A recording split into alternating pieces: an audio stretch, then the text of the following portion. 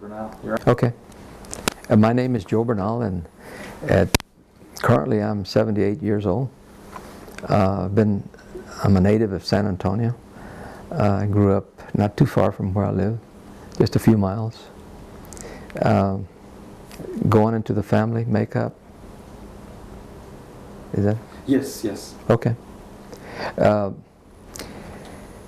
My parents, on my father's side, had come from Eagle Pass, and prior to that, we haven't been able to trace them back. We just don't have that data. But my grandfather was born in Texas, in Eagle Pass. My father was born in Eagle Pass, and then moved to San Antonio during his youth, and went to Navarro Elementary School here in San Antonio, and got as far as, I guess, 4th or 5th grade. And I'm sure my mother went to Navarro also. Her family came from Laredo. So both from my dad's side and from my mother's side, they were border people, what I call border people. And Spanish predominated at home, you know, both parents. The language of the home, the language of my dad, my granddad, my grandmother, on my mother's side, and my mother. They all spoke Spanish. That's all they spoke Spanish. My dad and mom went to Navarro, and they both had an elementary education. And of course their great desire was to have all their children do better. And they had 7 boys and 2 girls. And I was number 6. And the girls came, the last two in our family were girls. My dad was we were very proud of him. They used to call him Chemita. He was Jose Maria, and I'm Jose Maria. I ended up number 6, but I ended up being junior.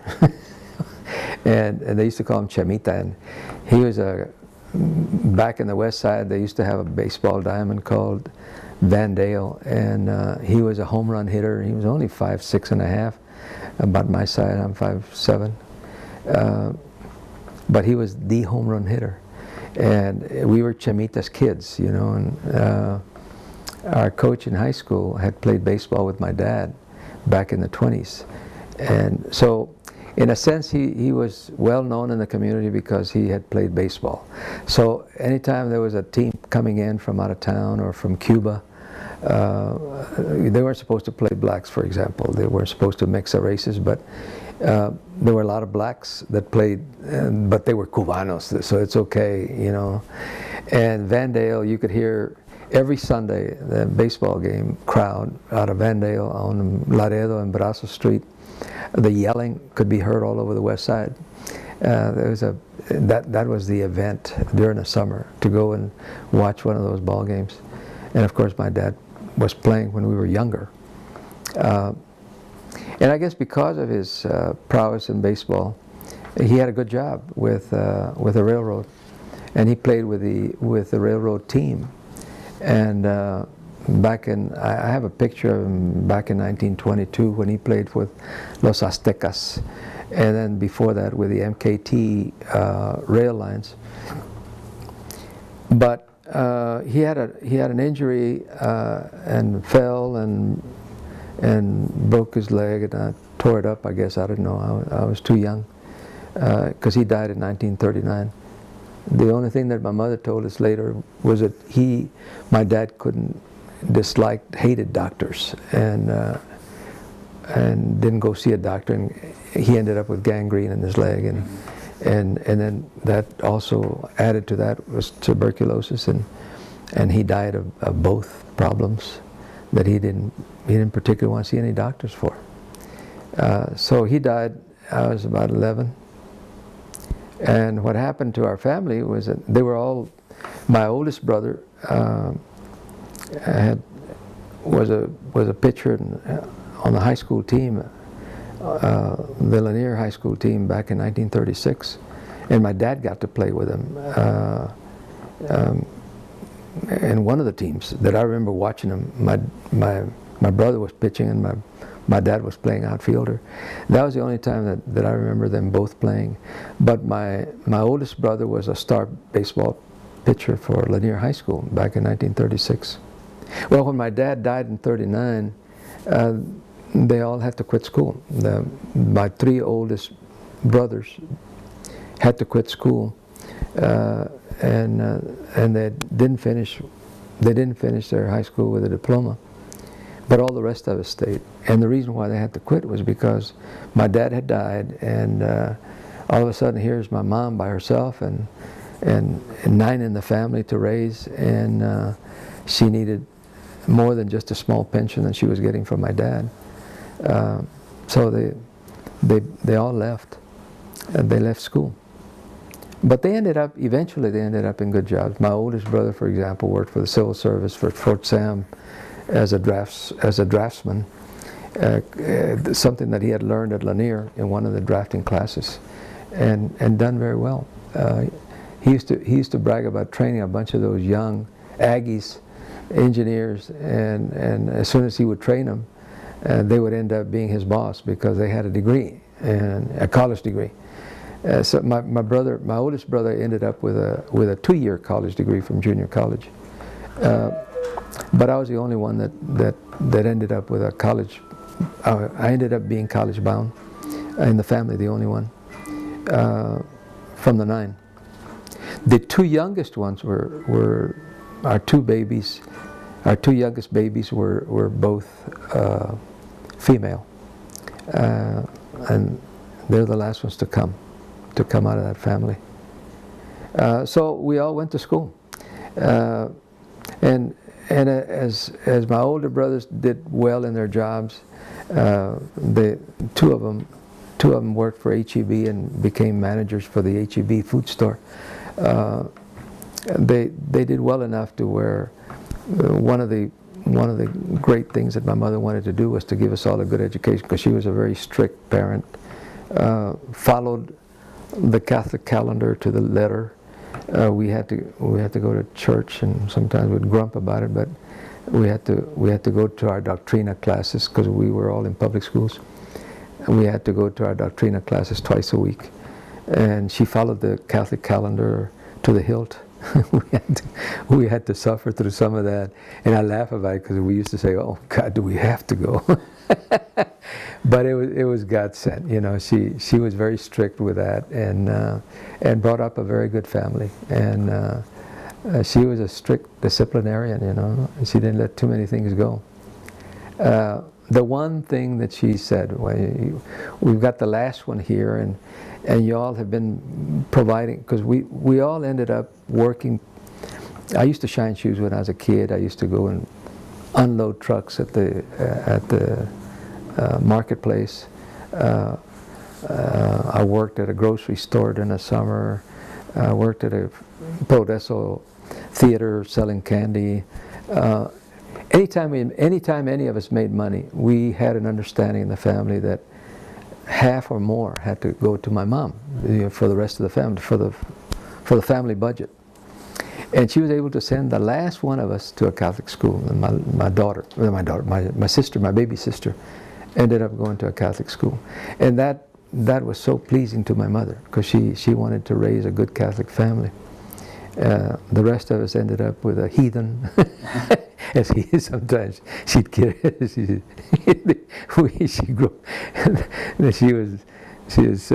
She had a bunch of heathens in the family, because we didn't go to Catholic school, or we didn't know our religion well enough, and that type of thing.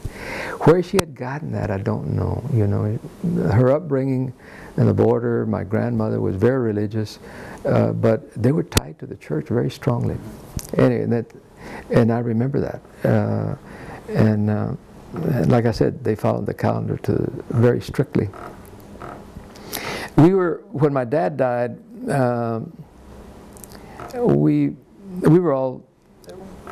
all went to school in what I call the central barrio of the West Side, La Mera Mata de San Antonio, La Mera Mata del Barrio. The corner of Guadalupe and Brazos, and there was a theater there. They think that the Guadalupe Theater is old. Well, the Guadalupe Theater didn't even didn't even exist growing up. It was a Progreso Theater. That was an old one.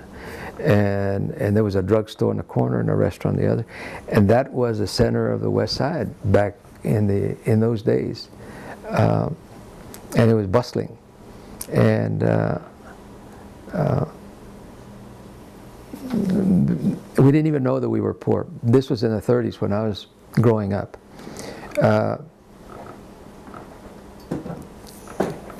I heard Ken Carter recently, this week, the coach, that they made a movie, and he says, he defined poverty very, very simply. He says, you know, we were never poor, because he was defining being poor as being short money. That was one definition. If you're short money and you can't spend it because you don't have it, then you're poor for that particular thing that you wanted to buy but you couldn't buy it. Some material thing that you wanted to buy. So you're poor in that respect. But poor in the sense that he had grown up in an area where he was defining my barrio. You know, we grew up poor, but we didn't know we were poor, because we were very rich of spirit, spiritually rich, and a fantastic family, a fantastic mom that raised 9 children by herself and never married. And we used to ask her, kind of, for 2 reasons. I guess one, that she would never leave us, and we wanted her not to leave us. And the other was to kind of kid her, because we knew what the answer was. I said, Mom, do you ever expect to marry again? You know, because we knew that she loved my dad, and she says, even if her comeback was very simple in Spanish. She says, ni de oro, mijo, ni de oro te voy a, si me voy a encontrar a alguien ni de oro, even if they made the man out of gold, I would marry him. He says, because I'm married to y'all, to all of you. And of course that made us very happy, because that was her standard answer about remarrying. And who would want to adopt 9 huercos, you know, 9 carajos like you all, you know, because we were very active, you know. We were all in sports, and all of us played sports in school. Anyway, but we were poor, but we were a very rich family. And when the courts came in 1939, with Roosevelt, Roosevelt was a president, and his wife Eleanor had come to San Antonio and visited with Father Tranquese. Father Tranquese was the rector at Our Lady of Guadalupe, and that was my home away from home. We used to play in the Guadalupe yard, and Father Tranquese was very strong, a very strong Italian type person, Jesuit. So whatever strictness we had at home was matched with a strict Jesuit upbringing when we went to Guadalupe. And Father Tranquese made a connection with Eleanor Roosevelt, and that's what produced public housing in San Antonio, the Alasana Apache Courts, the first public housing in San Antonio back in 1939. And it brought a new element into the West Side, you know. All of a sudden we were mixing the old neighborhood, totally Spanish speaking. I mean, the only Anglos that I remember seeing in my youth were my teachers. We never mixed with Anglos, because there were no Anglos in the barrio at all, you know, nowhere. There was one black family that lived in the barrios, and we never saw them. They kind of stayed to themselves. But later on in high school, I think we had like 2 or 3 at Lanier that were Anglos, and they stood out. But it was a total Hispanic population, total Mexican population, and totally Spanish speaking. When the courts came in 1939, all of a sudden there's these well-structured homes with cement floors, with a bathroom inside the house, with a heater that would heat up the house during winter. We had kind of grown up in houses where you had to cover the rejas, where the boards wouldn't meet. You had to kind of cover it during the winter so that the winter wouldn't kill you. And you could keep the heater on all night and still not be too warm. But all of a sudden, here's a housing project made out of stone, the houses, and we would always ask my mom, he says, let's move to one of those apartments, And Mom said, no. Y'all are very noisy. Y'all are always chasing each other. You're always fighting with one another, because with 9 brothers, 7 brothers, and 2 sisters, there's always a difference of opinion, right? And one brother would fight with another brother, and all of a sudden, you'd find one of them chasing the other one out one door and out the other and into the back door and again. And my mother would yell, and I still remember those days, when we used to live I used to say we lived in every callejon in the west side, and I'd start naming them, Montezuma and Torreon, all the alleys, and those were the only affordable little houses that we lived in. We sleep on the floor and that kind of thing. And we all had part-time jobs somewhere, and try to make it easy on ourselves. And eventually, we were able to. Eventually. But the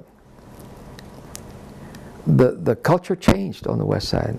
All of a sudden, these people came in. They looked like us, but they spoke English. A Mexican gringo. None of us spoke English in the community. We spoke English at school, as best as we could. Because we had a no Spanish rule, and going to that also. We had a no Spanish rule in high school at Lanier, and I'll explain that in a minute. But just pause you. Alrighty, that's good.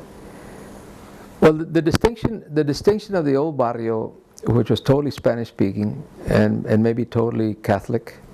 All of a sudden we had different type Mexicans coming in, Mexicans that spoke English, and they were newcomers to the barrio, and that made it very interesting for us. All of a sudden we had Mexicans speaking English in the barrio. It changed the culture of the west side some. But my mother would never move into the courts, and she said the reason why is because one family lives next to the other family with only one wall between, and with you monsters or whatever she used to call us, huercos, that were so noisy and active. The next door neighbor would never be able to put up with us, with the noise that you all make. I put up with you, but our neighbors wouldn't put up with it. So let's stick to our own little house, and you can make all the noise you want there, like you've always done, and we don't have to bother our neighbors because there's space between one small house and the other little house that we used to live. So I always kind of lamented the fact that we never took advantage of some of that public housing where we would have had one of the biggest apartments, because we surely didn't have we would have qualified for income. And then later on, when they were providing welfare also, she never wanted to take any welfare, She said, no, we'll make out. We don't have to take anybody's welfare. And she was very proud. She was a very proud woman. But I always lamented the fact that we couldn't go into one of those nice apartments that were warm in the winter and kind of cool in the summer, and had cement floors. I thought that was great. Anyway, that was kind of in the community, and of course we had a theater, and that theater, El Progreso Theater before the Guadalupe Theater, that's not supposed to be ancient now the way people look at it. It still exists. The theater, both of them still exist. The old Progreso Theater used to bring in movies like on Saturday, Flash Gordon and Superman and that type of. But during the week, they would bring in movies from Mexico, from Argentina. So I was as acquainted with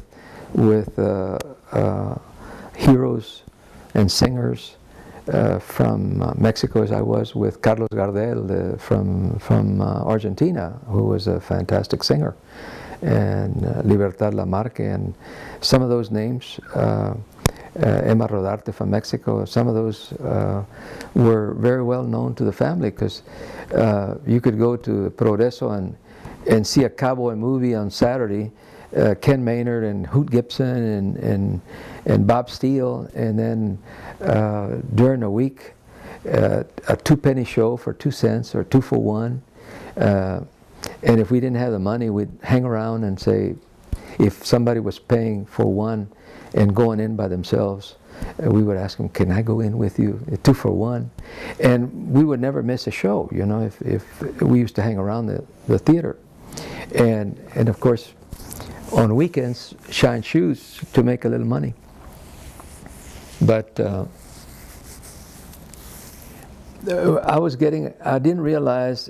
I realize it now, that I was really getting an education with the kind of language that I was hearing through the movies from Spain, Argentina, but mostly from Mexico.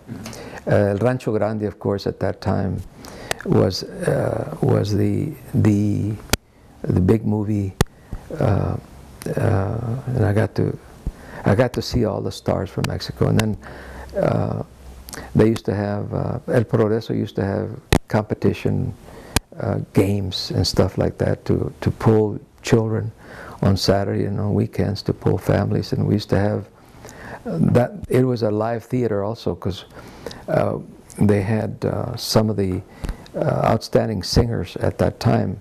Rita Vidauri was one that used to perform there, that became one of the top singers that used to sing in person at the Progreso Theater.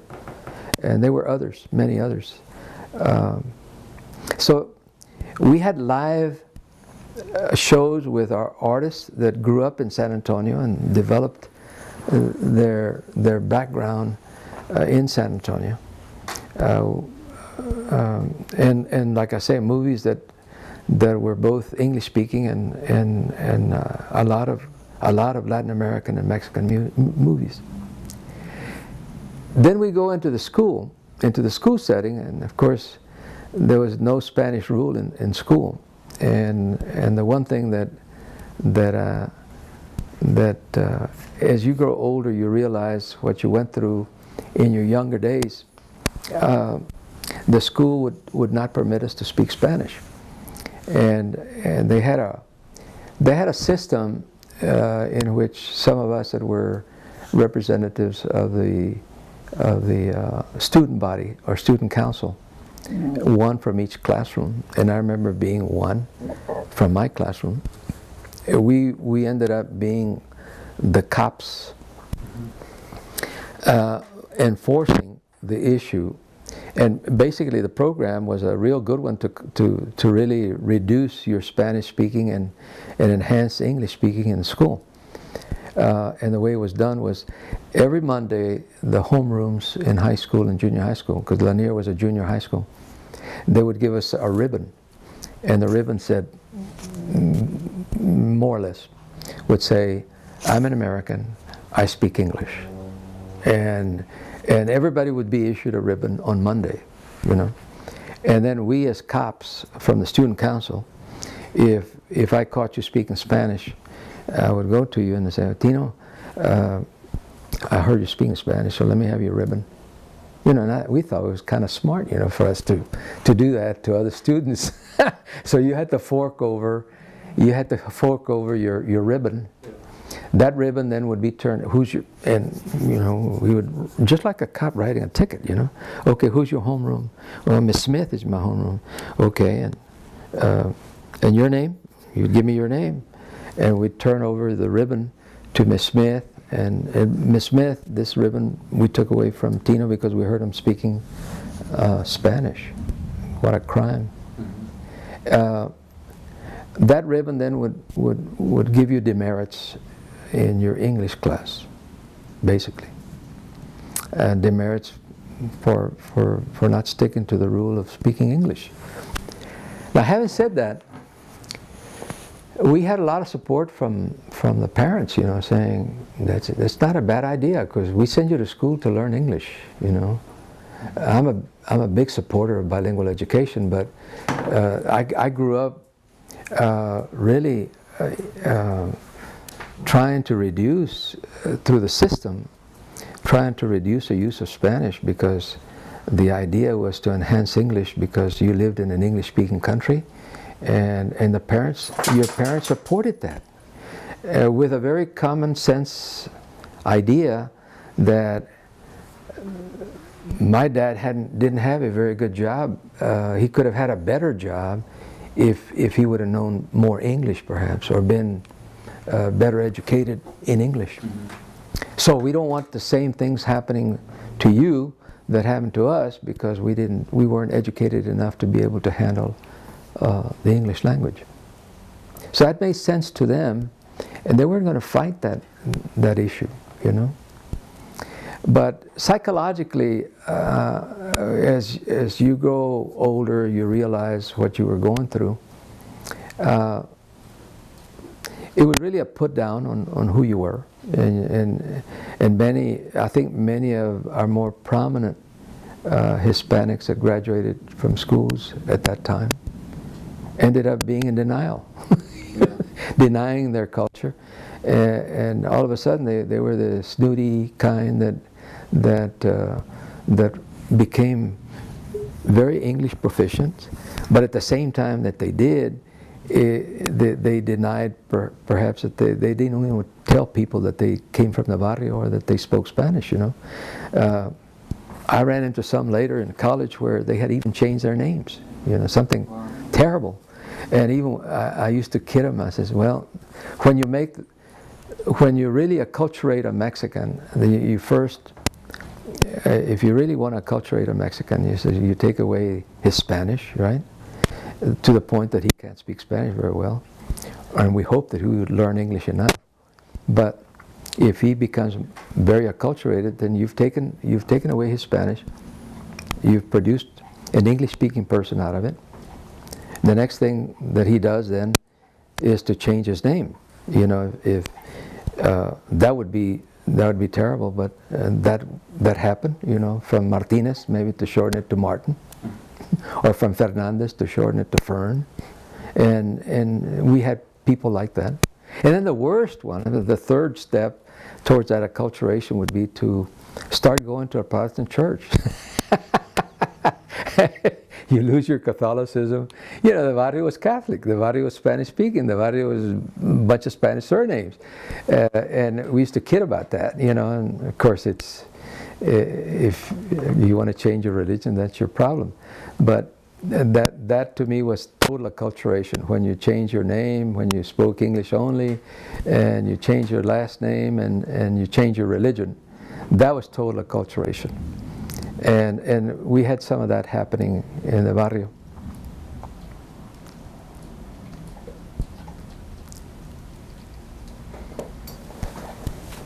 Are we okay? Yeah, I was just checking to make sure that your frame was good. Yeah. We're good. Well, one of the best things that happened at Lanier, and let me switch to something that we had a lot of, Lanier produced a lot of loyal, they asked me when I came back from the service to start the first alumni, and I ended up being the president of the first alumni. You know, there was a lot of loyalty with people that had gone to our school. We had something in common. You know, we were all poor. Most of us were poor, not of spirit, but poor in an economic sense. So we shared that. You know, I didn't have a good pair of shoes until I went to junior high school. I went barefooted to school all throughout my elementary grades. But, you know, that's not being poor. You know, it had nothing to do with your spirit, high spirit, making good grades, because I always had good grades and I loved my school. I loved going to school. I hated summers because I couldn't see my friends anymore. And I couldn't see my teachers anymore because I used to love school. And that was part of me, you know. And it was fun. Going into school, one of the things that happened at Lanier that was very healthy for many of us growing up in the San Antonio barrio was that our high school produced, we had a coach by the name of Nemo Herrera, and he was a prominent coach in the coaching arena and basketball in the state. He was honored many times. He went from San Antonio then later to El Paso and produced some championship teams in El Paso.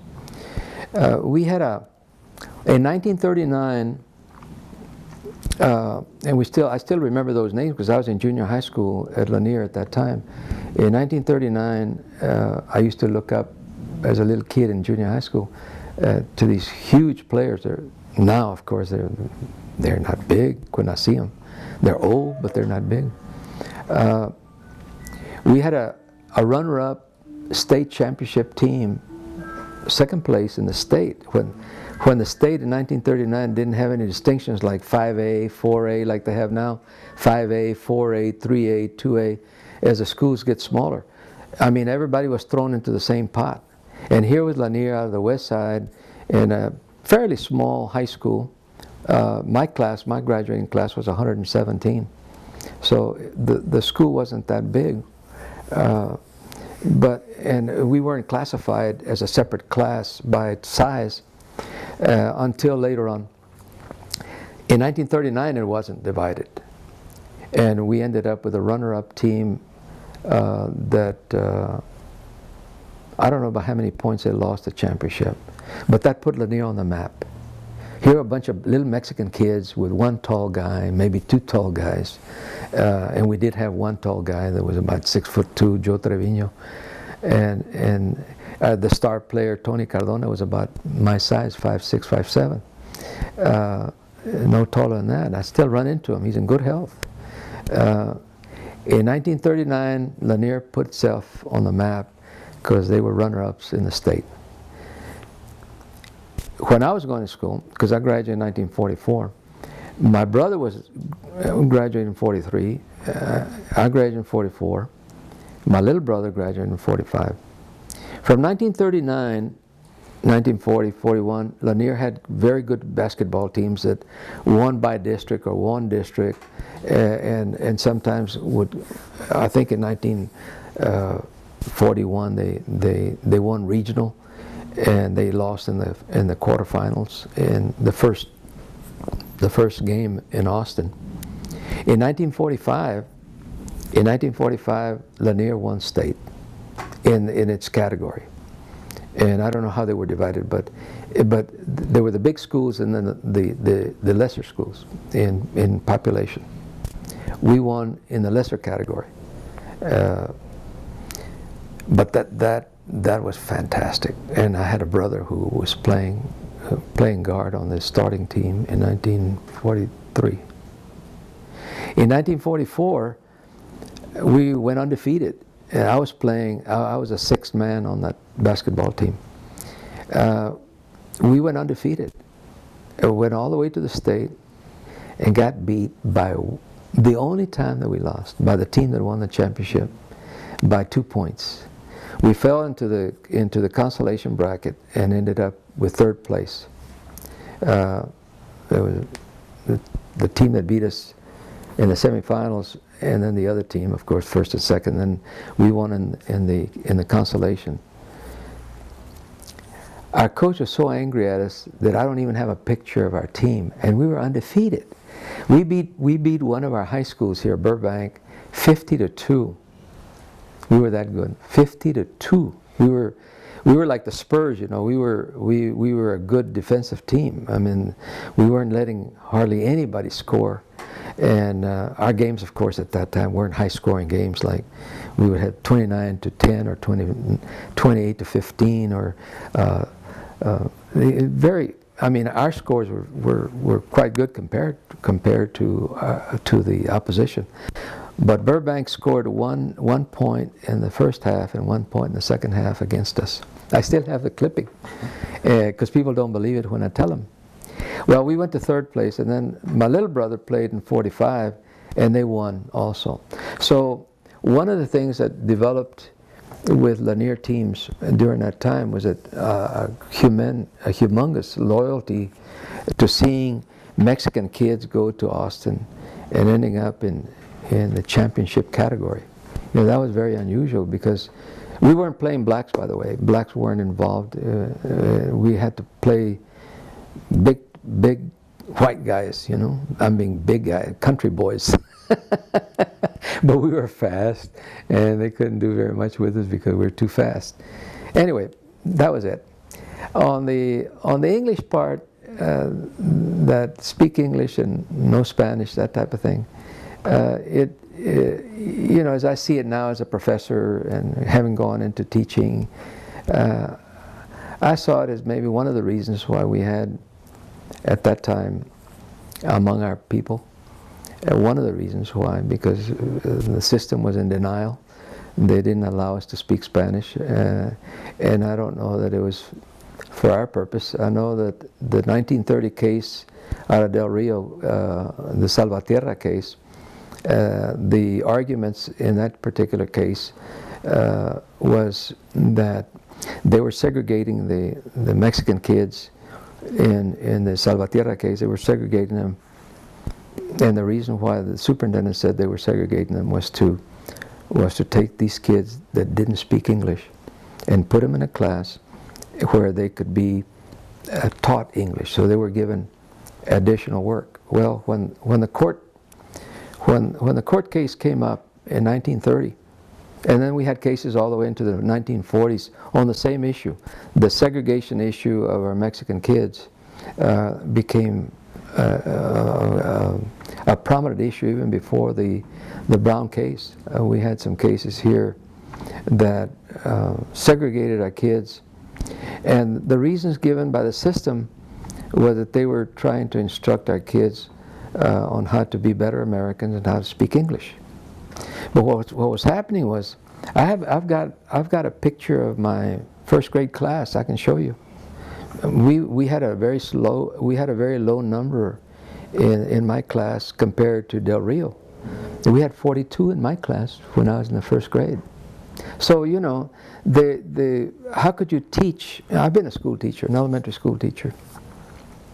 You can't teach 42 kids very well. And in Del Rio, they found 60 in some of the classes. If you were really going to teach kids how to become better Americans and teach them English, then you would reduce the classes. Now, of course, we have 22 to 1 now. And of course, we're doing much better than we were doing back in the 30s and 1940s. But to use the excuse that they were segregating us because they were trying to teach us English and keeping the class at 60, 50, and 42, my class was 42, like I said, it's near impossibility. So what was happening to us was that we were losing kids, and a lot of it because they couldn't understand the language of the teacher. Mm-hmm. So we were having 80% dropouts according to the census. Anyway,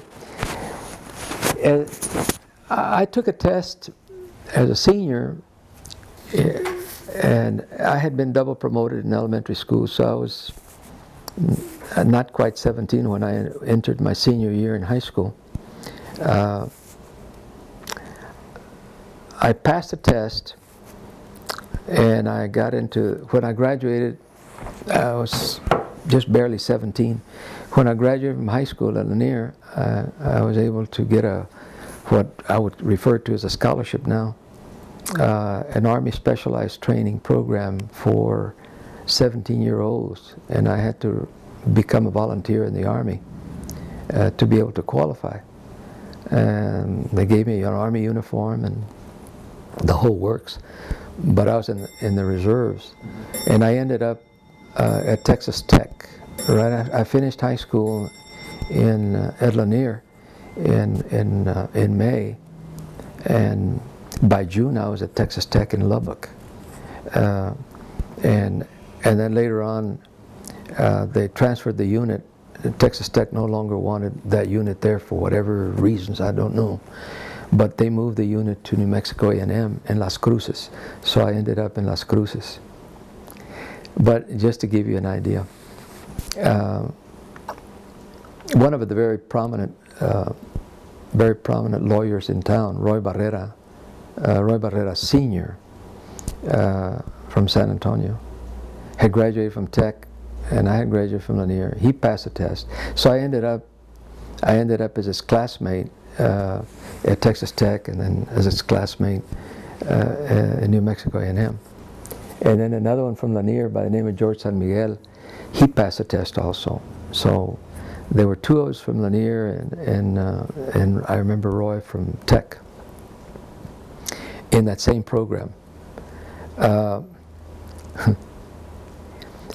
remember, I just want to recall one incident, because we were in Lubbock, right? And we were mixed in with the ASTRP. They used to call us the AST. We were dressed in what the students used to call as Boy Scout uniforms, but they were Army uniforms with Army Specialized Training Program. And we went swimming with Joe Bailey and Dervaloy from Louisiana. It was the students were being drawn into that kind of program from Oklahoma, Arkansas, Louisiana, and Texas. And we went swimming at a park in Lubbock, you know, and we were a mixed group. But I remember Roy Barrera and I were both there. And we were swimming, and these kids were hanging on to the fence. Mm-hmm. And he says, "Are you all Mexicans?" in Spanish. "Son mexicanos." And I remember that incident like it happened yesterday. And I said, "Yeah." And he says, "¿Cómo los dejaron entrar? How come they let you in?" "Why, they don't let you in?" He said, "No, we can't come in. We come in on Thursdays only. They let us come in on Thursdays only." This is a state park. Mm-hmm. It's owned by the public. He says, "Yeah." He said, "But they don't let us in except on Thursday. We can only swim on Thursdays. They don't let us swim on weekends." He says, "Why on Thursdays?" It's cruel. But I still remember it because it stayed in my mind, and it's forever and ever a tremendous sign of how people can discriminate against other people. Mm-hmm. He said no Mexicans were allowed in the public swimming pool in Lubbock except on Thursdays. And the reason why it was Thursdays is because they emptied the pool on Thursdays. So they had clean water on Friday, Saturday, and Sunday for the weekend. And then as the water gets dirtier and dirtier on Monday, Tuesday, and Wednesday, well, the last day is Thursday. and you know, I never forgot it. I said, son of a gun, you know? And this was before World War II, before I came back home and decided that World War II had to change. When we came back with those ideas that we weren't going to put up with that kind of stuff anymore. But I remember sensing that. Another deal was, we went out with a couple of girls, you know. We were in the Texas Tech area, and there were a total Anglo community around there. And I remember we went to some event where some of us had been invited, and we ended up with a couple of girls, white girls, that had invited us to their home. And Roy Barrera and I went. Roy Barrera's, you know, dark skin, and tremendous guy, you know, tremendous guy. One of our top lawyers in San Antonio, very prominent citizen. And I remember we laughed about it going home, going to back to Texas Tech, one of the girls says, "You know what I like about you?" Talking to Roy. "You know what I like about you?" He says, "You've got this beautiful suntan. How did you get it?" And I remember Roy's come back. I remember we were swinging, you know, in this porch, this particular house where these girls lived. And I remember the answer that Roy gave. I never forgot it. He said, "Oh, I was born with it. Oh, it's so lovely." It didn't seem to penetrate, you know. And Roy says, "Oh, I was just born with it, you know." And the girl said, "Oh, it's so lovely." He says, "I wished I could get a tan like that." On the way home, we laughed about it, you know. Maybe Roy doesn't remember it, but he probably does. But we laughed about it. First of all, the guy that that I never forgot, that swimming incident, and then that incident in that girl's house. That it wasn't really a date. I don't know how we ended up in their porch, but we both ended up with two girls in the front porch of their home and talking. And they loved Roy's tan.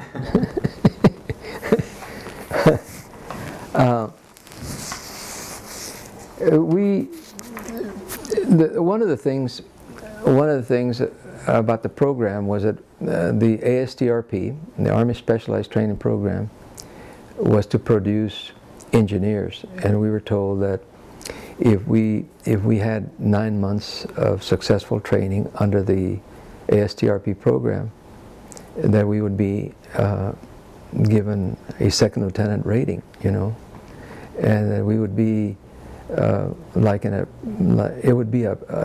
we were taking pre-engineering, really. We were taking engineering courses. Now, I used to love math, and that kind of killed me because we had two sections. We had the section from the smaller high schools that went to Texas Tech and New Mexico A&M. We had they call them the N20s, and then there was a C60s or something like that. The 60s were coming from the larger schools, and the N20s were coming from the smaller schools. Well, I had never seen a slide rule at my school, you know, and these kids from the larger schools they were able to work their mathematical equations, their algebra and trigonometry.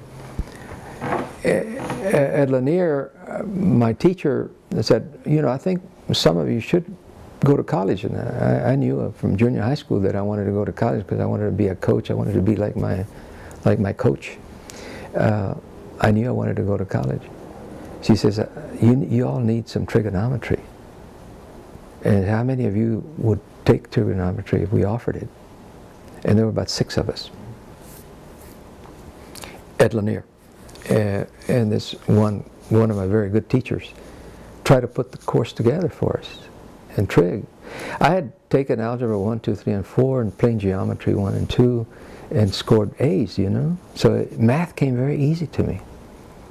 But all of a sudden I'm in a program, an engineering program at Texas Tech, and these guys with a slide rule could work a problem that I had to do with a paper and pencil. Mm-hmm. That would take me minutes to work and a tough grind, and they were able to take out this.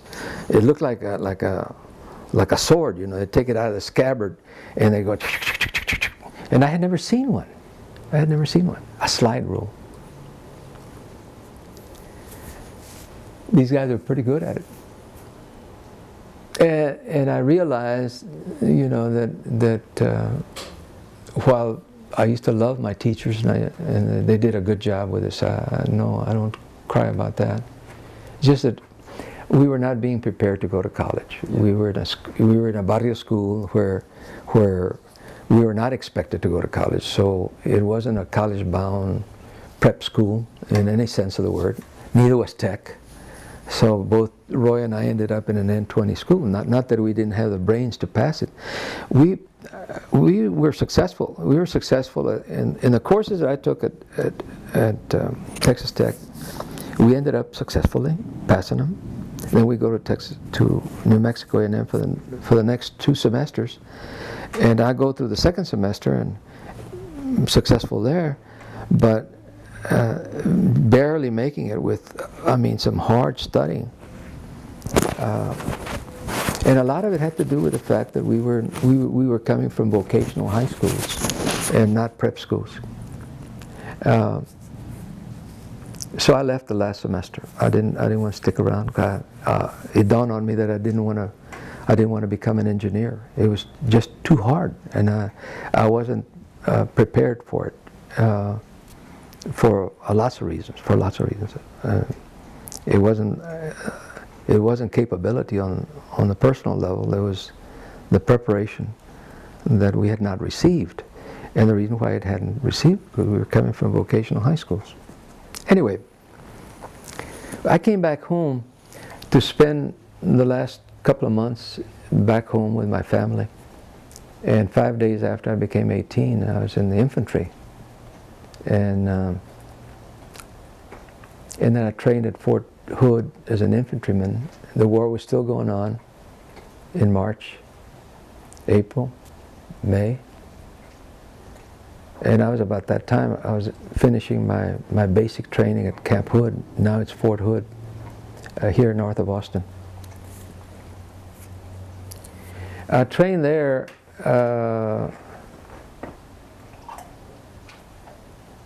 and Congress, during that time, Congress passed a law that if you were 18, you had to have at least 6 months of training. And they were sending too many young people overseas, and they were getting killed too easily. And all I heard was that because you're not quite 18 and a half. I was 18 in March. I was taken into active duty 5 days after I became 18. So it's March, April, May. May, the war with Germany ended, and my training was about over at that time. 17 weeks of training. Some of the guys that I trained with were shipped to Germany right after we got through with training, and some of them didn't come back. They left me behind because I wasn't 18 and 6. I wasn't 18 and 6 months old. It's okay. Call from Kansas Hospital. I'm not going to answer it. It's okay. Call from Kansas Hospital. Call from Kansas Hospital. Call from Kansas Hospital. I have about just 20 minutes. Okay. And then, I guess, yeah, you're actually heading in the right direction, talking about the Army days? basic training, the Army days, yeah. Yeah. Well, I'll try to shorten it if you want me to. What happened to us that we're not quite 18 and a half, we were sent to advanced training, and I ended up in Fort Ord, California, Northern California, doing advanced training. And this was right after Germany ended, right after Germany was beaten in May 1945. We were then sent to Fort Ord, and when I see the documentaries of that time, we were training to be the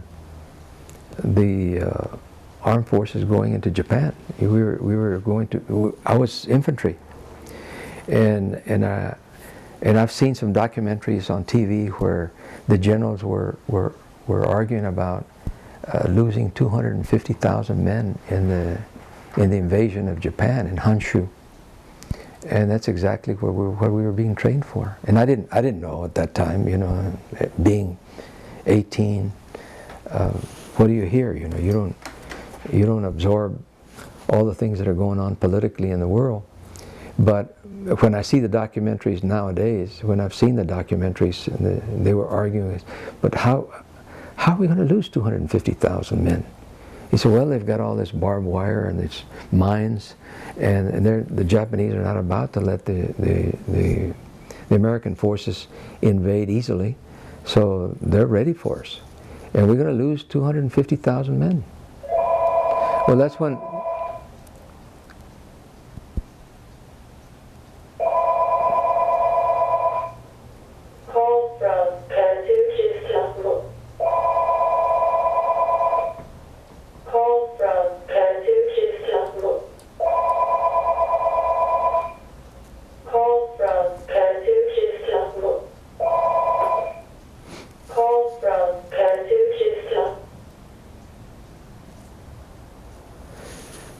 That's when Harry Truman dropped the bomb on Hiroshima and Nagasaki, and it turned the world topsy-turvy because there was so much death involved with that atomic drop. But it saved my life, I think. You know, it stopped the war. It saved a lot, not only my life, it saved a lot of lives. So on the one hand, it was terrible, terrible for those people that lived in those two cities. But the Japanese weren't about to give in easily. You know, they were trained to commit harakiri. If they had to give up anything, they were willing to give up their lives, you know, to win. So it wasn't going to be an easy ending to that war. But when the atomic bomb was dropped, and then the signing of the treaty with Japan in August, from the time that I was in advanced training in California, it took like 5 days.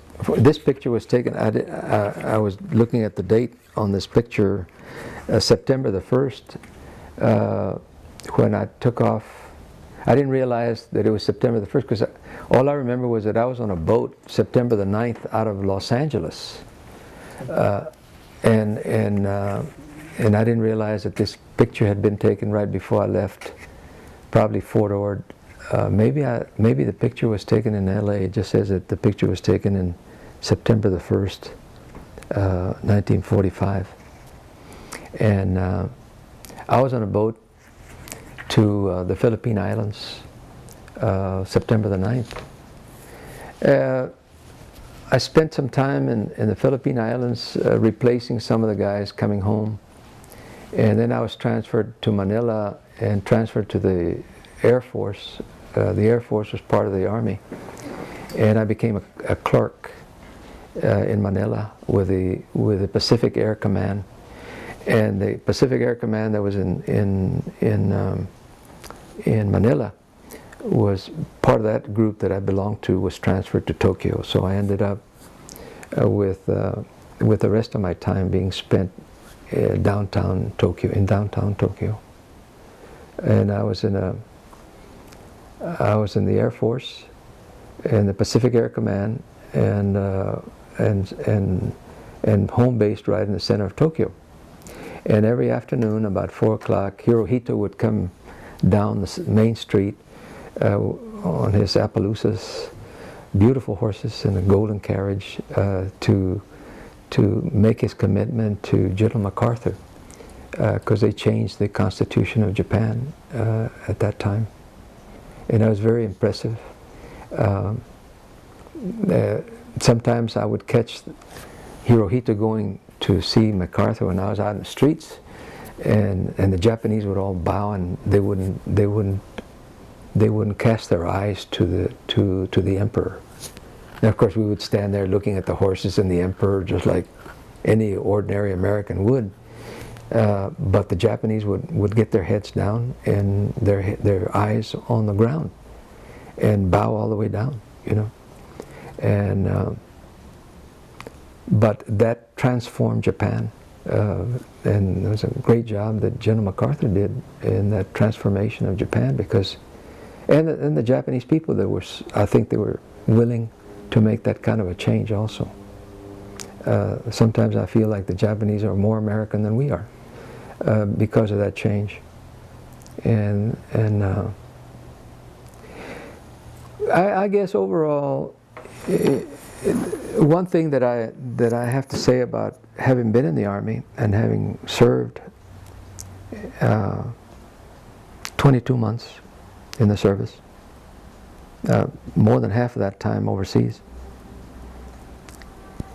that I never felt like I was a Mexican. You know, I was part of the American Armed Forces, and I was an American. And your fellow soldiers didn't make that distinction either. You know, you were an American, and that was a very different attitude than what I had grown up with. When growing up on the West Side, whenever you went downtown, there was always a cop there called Tiny Tim, Hey boys, you can't shine shoes downtown. Go on, get back to the west side where you come from. Big old Anglo cop, that would chase us back to the west side. So you had that feeling, and of course whenever we played basketball and we'd beat the other teams and they would throw stones at us when we were going back home, we always rode a truck, and the truck would have a tarpaulin covering it, and we beat up all the teams, south side, north side, east side. The blacks weren't playing in the same leagues we were, but we would play Hot Wells, or we'd play Brackenridge, or we'd play Burbank, and these were Anglo schools, and we'd play Jefferson and so on. And generally we'd end up beating them, and they would call us all kinds of names, and we knew that they didn't like to get beat by a group of Mexican kids from the west side. Well, in the service it was very different. I never felt like I was a Mexican. I was an American, and the Japanese and the Filipinos were referred to as gooks, and I'm saying that purposely because the word is very derogatory. But as Americans, the other people that we were in their homeland were gooks. They were supposed to be the different ones, So to me, they were gooks also, Anyway, I'm using the word purposely here because I think after we all came back home after World War II, and I have to thank my GI Bill and the Congress that passed that GI Bill, because that's what got me into college and paid my tuition and paid for my books and paid me a stipend to go to school. So it made it very easy to accomplish what I had always dreamed of, and that was to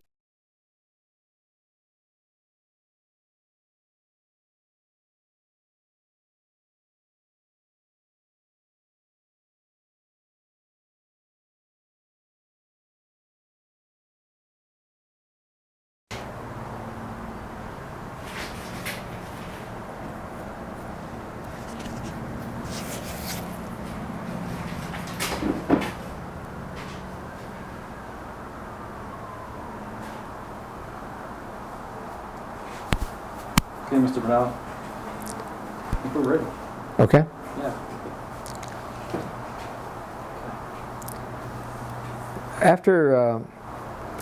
After basic training at Camp Hood or Fort Hood, we used to call it Camp Hood, north of Austin. I think I mentioned before that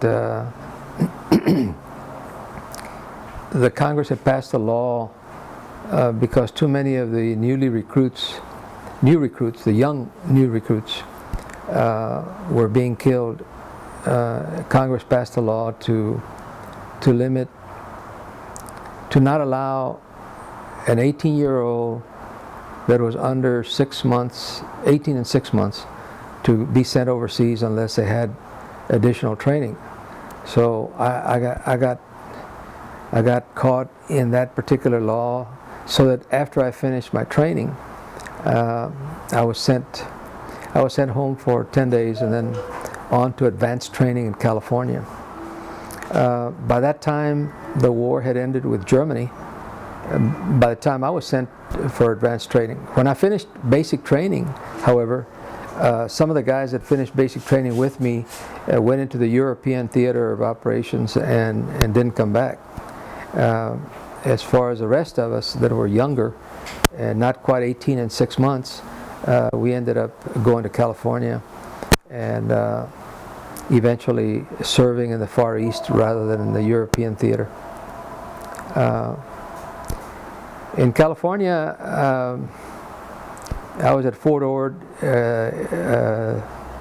near San Francisco, and I guess the highlight of that is what I saw some years back, and many years after my service time. It was a documentary of World War II, and these generals were in a war room, making preparations, talking about invading Japan, and they were talking about invading Honshu, which is the largest island in Japan. And one of the generals made a flat statement at the time, and this was when I was in training in California, but I was seeing it like 25 years later. And the general is being asked, why are we going to lose 250,000 men? And the general goes on to explain. He says, well, that's part of going to war, and part of what needs to be done. And then he explained that the reason why we were going to lose so many men was that the Japanese weren't about to fold up and let somebody walk into their main island and take over Japan, and that they were a warring people, and all kinds of reasons that they gave, but that they had prepared landmines and a lot of barbed wire to prevent an easy landing and an easy entering into their homeland. So I thought, and it dawned on me that while so many people gave a lot of moral weight to the dropping of the atom bomb in Nagasaki and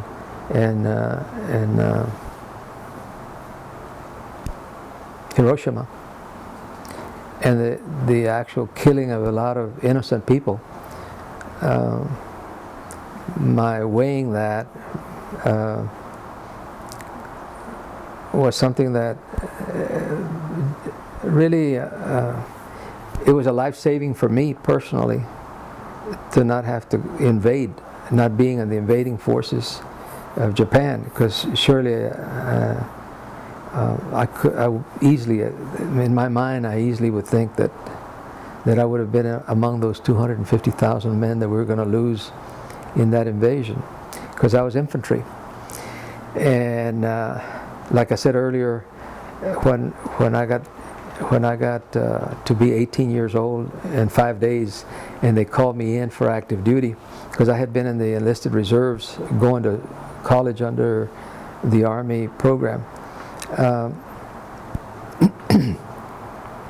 They asked me what armed forces I wanted to join up with, and then they gave me an answer. He says, infantry or infantry or infantry. And that's what the U.S. Armed Forces needed at that time. This was in March of 1945. The war ended with Germany in May of 1945. So the great need was infantry, ground forces, and that's where I went. So while in California, I was part of the ground forces, and you could shoot a carbine, you could shoot a bazooka, you could do hand-to-hand combat, you could shoot anything and everything that the United States had to offer. Anyway, the bomb was dropped in Japan, and the signing of the treaty with Japan occurred in August.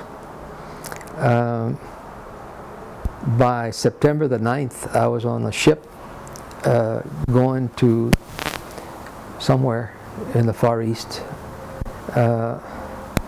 We ended up in Leyte, Philippine Islands, and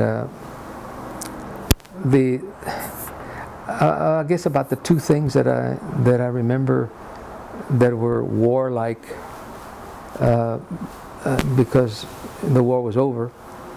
But the two things I remember, that before we landed in Leyte, we had to our gunners on the boat that we were going overseas on had to shoot some floating bombs that had been left in the waters in the ocean before arriving in the Philippine Islands, and they just sank them. They didn't explode. I guess they had been in the water too long. Anyway, they didn't explode. They were water mines that once the boat connected with them, the boat would explode. So that was the closest I got to that aspect of the war. The other was after we landed, when they saw us, some of the old timers that were there were very happy to see us, because that meant they were coming home, and we were just arriving, brand new recruits just arriving to take over whatever they were doing. Basically what they were doing was cleaning up operations every day.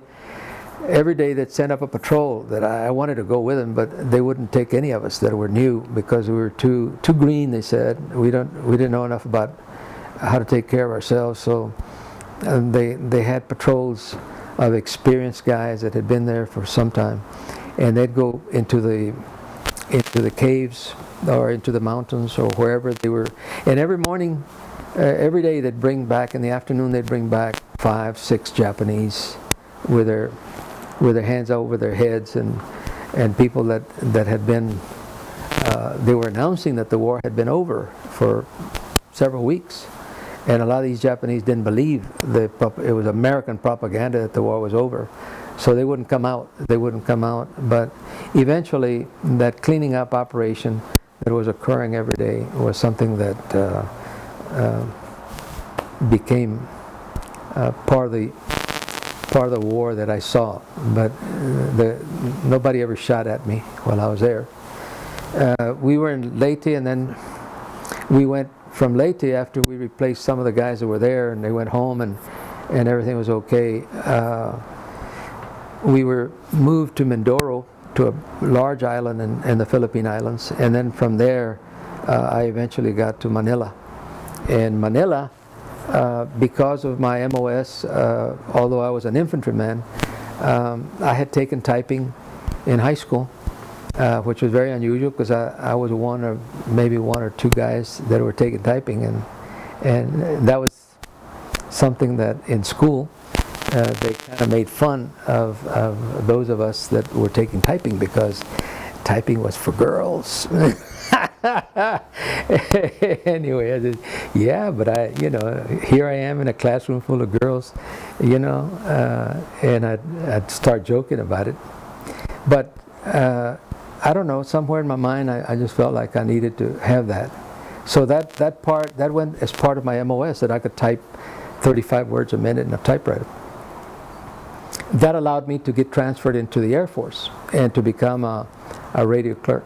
So I became a radio clerk in Manila, and it was like being on vacation, because it was an 8 to 5 job, and they joined me up with what they called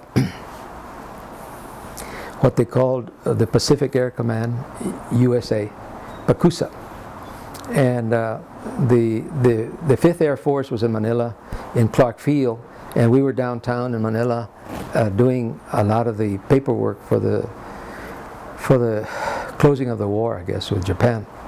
And eventually, after being there in Manila for several months, we hopped a plane, stopped in Okinawa, and ended up in Tokyo.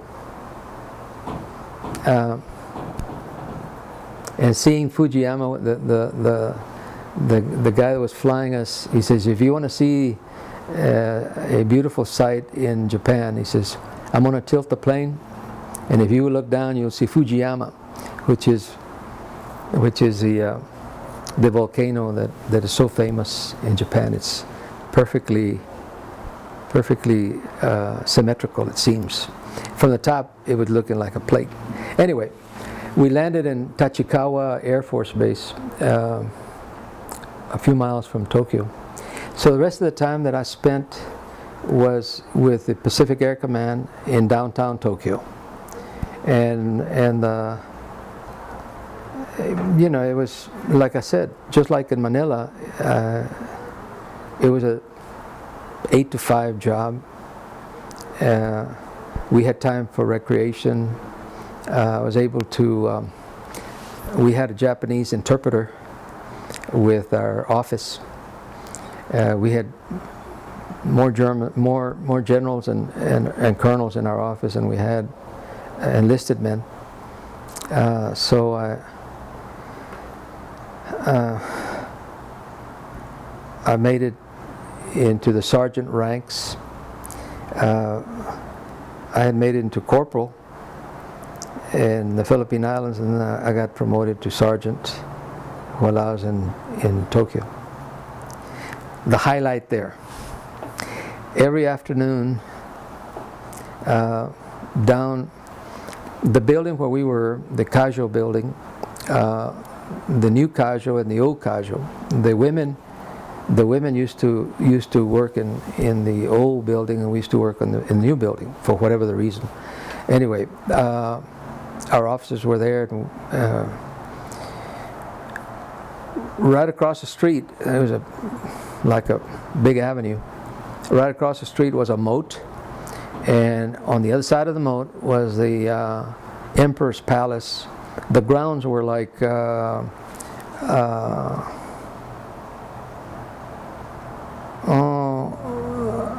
big park in New York City. You know, you could see from one end to the other, even from our 5th story office where we were.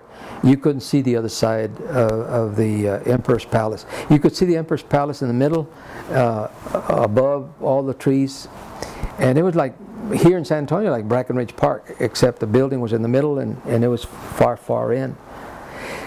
Every afternoon, and you could look at your watch, and every afternoon at 4 o'clock, the Emperor Hirohito,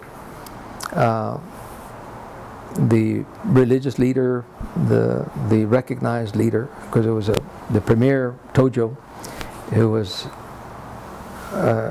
the equivalent, the comparable to Mussolini. There was Mussolini, the bad guy, Italian.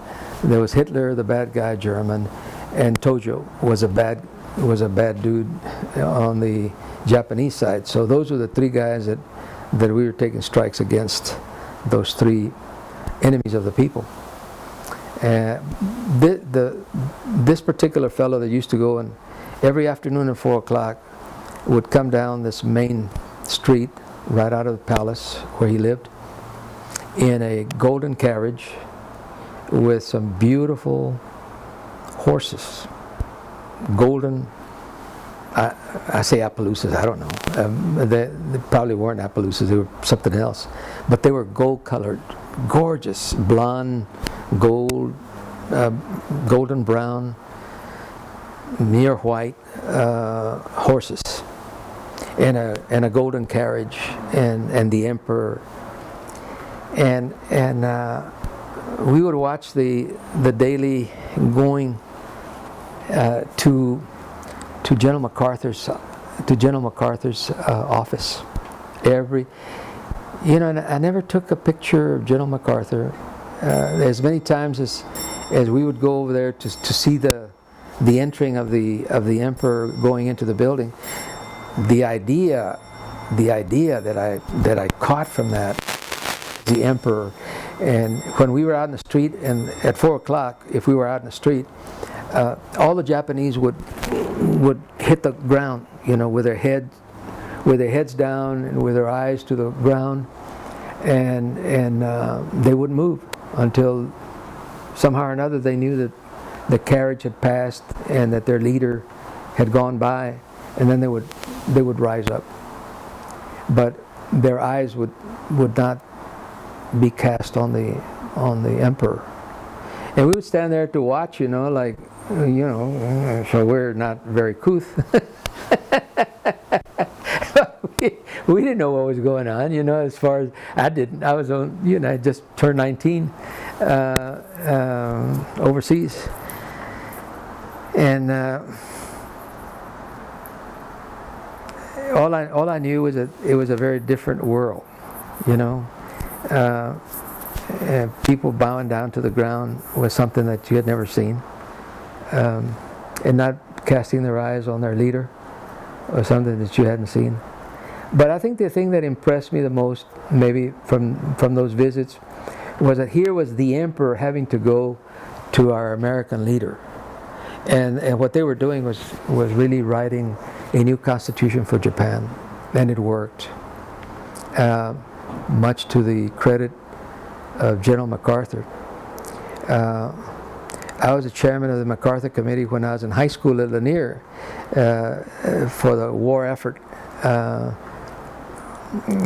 I served as the chairman one year in which we were collecting paper and paying our dimes to the war effort to buy stamps and bonds, and then looking for all kinds of junk that we could pile up, and the junk went to be melted so that we could make guns and things like that. So the West Side was probably we hadn't seen a cleaner West Side since those days. Newspapers and junk and rubber tires, old rubber tires, they were all good for the war effort. Anyway, here was a man that I had read about in high school, General MacArthur. I Shall Return. I remember when he was in the Philippine Islands, they chased him out of the Philippine Islands. He says, I shall return. And he did, all the way to Tokyo. And when I got back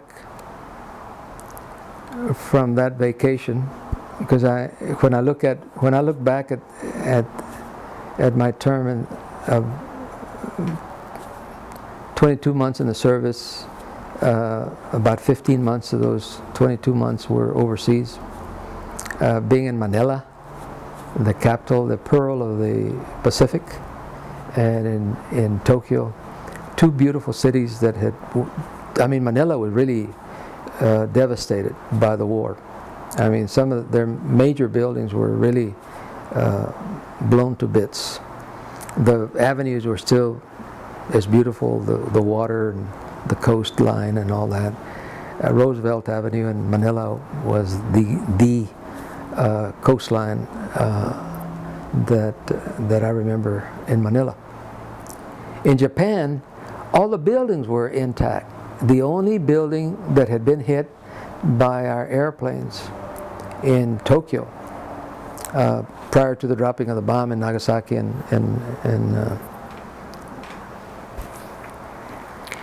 the train station in Tokyo looked like a shell. The bombs had hit perfect, you know. The roof was gone. A lot of the insides was busted, and they had made some very direct hits. We were the New Casual building where we were was about 3 blocks from the train station, and it hadn't been touched by the war. Right across the street was a banker's building, a gorgeous building that had been converted to a USO for us to play ping pong or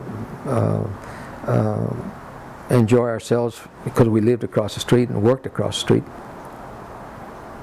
On our off time, or after we ate supper, we could go and play and listen to music and write letters home and that kind of thing. So it was, to me, it was like a vacation, being in the service. Not necessarily with my brothers, who at one time there were 5 of us in the service. I was the last one. My oldest brother was in the Navy, and then Robert, that was Eddie, and then Robert and Alex were. Robert served in Italy, and Alex served in England, and the one a little older than I am, Ramiro, was the one that got shot, and he was in the infantry, and he got shot in Germany close to the end of the war. Anyway, that was my service. I came back in December of 1946, and by the end of January, I was enrolled at Trinity.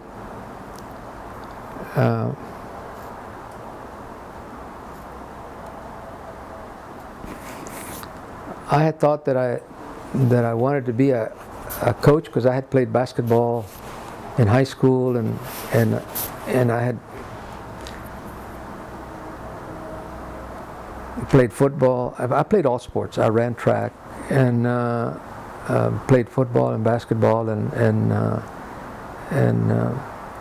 I thought this was going to be my life. I want to be a coach like my coach, because he was one of my heroes, Nemo Herrera, who had taken our high school team to state like 5 years in a row. He was one that I admired greatly. So I wanted to emulate him, and I said, I'm going to go to college, I don't care what, and I'm going to be a coach just like my coach. I go to St. Mary's to register at St. Mary's, and they tell me that they don't offer a PE major, and that for me to go to Trinity, because Trinity did have a PE major. So I ended up at Trinity. No regrets. Trinity was a good school, but both of them were full to the hilt. They were crowded, overcrowded college. Both of them were overcrowded, and the reason being that there were so many of us that came back from the service that wanted to go on to college, and we did. At Trinity, we had the Latin American Club. I still have pictures of some of the people that went to Trinity at the time. Henry Escobedo, Santos Belton, and myself. And then there was a fellow by the name of Gonzalez who was older. We had played the last three, Santos Belton and Henry and I. Henry and I had played basketball on the same team that went to Austin and got third place in the state. We joined up and we were on the varsity there for one season, and then they brought in some hotshot players, twice as tall as I am, from Indiana, and that kind of knocked us off of varsity. And I ended up with a junior varsity, and they told me that I had to letter to be able to get a PE major, and they had reduced me to a junior varsity because they had brought in these hotshots from Indiana. So I changed my major to sociology and education and art, because I was good at all those three areas. So I decided to change it, and I had done, when I was in high school, I had done some work at one of the social centers, the Mexican Christian Institute on Colima Street. When I was in high school, I used to work with the kids, and the director, E.G. Luna, the only one that I knew of Hispanic background with a master's degree in sociology, was my mentor there, and he wanted me to go into sociology, and he knew the sociology professors at Trinity, so I had a good relationship and being pushed in that direction. I ended up with a minor in education and another minor in art, and eventually, while I did do some work as a part-time student, I was doing a lot of part-time work, social work at the Mexican Christian Institute, right behind the Alisana Pacha Courts. Mostly handling youth workers. I mean, I was a youth worker, and I enjoyed it. It was, I don't know, it just came natural. And I got involved in youth activities, and eventually what that got me was the attention of some of the older Mexican Americans on the west side, businessmen and people that were interested in bettering the west side. and I was a young man with seemingly a lot of time and energy, and I wanted to do right by a lot of things, you know. Just, I don't know, it just it wasn't a planned action, it just happened.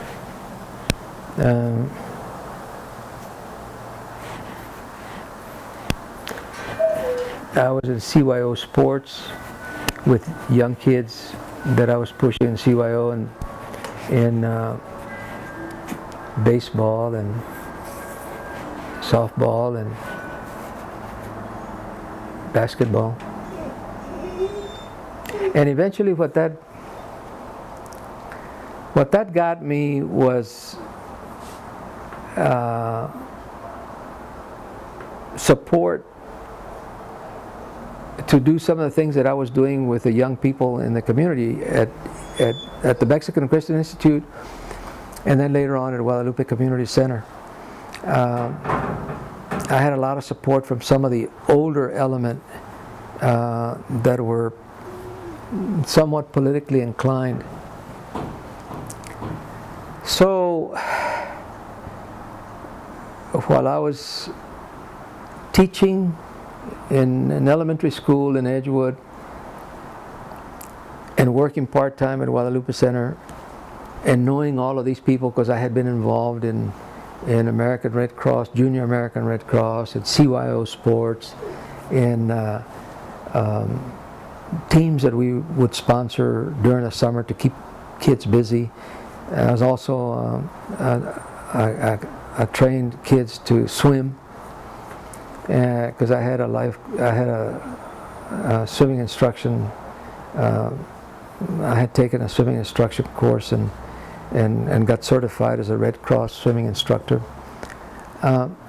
People took notice of some of that and decided to visit me and my wife at home to ask permission about my getting into politics.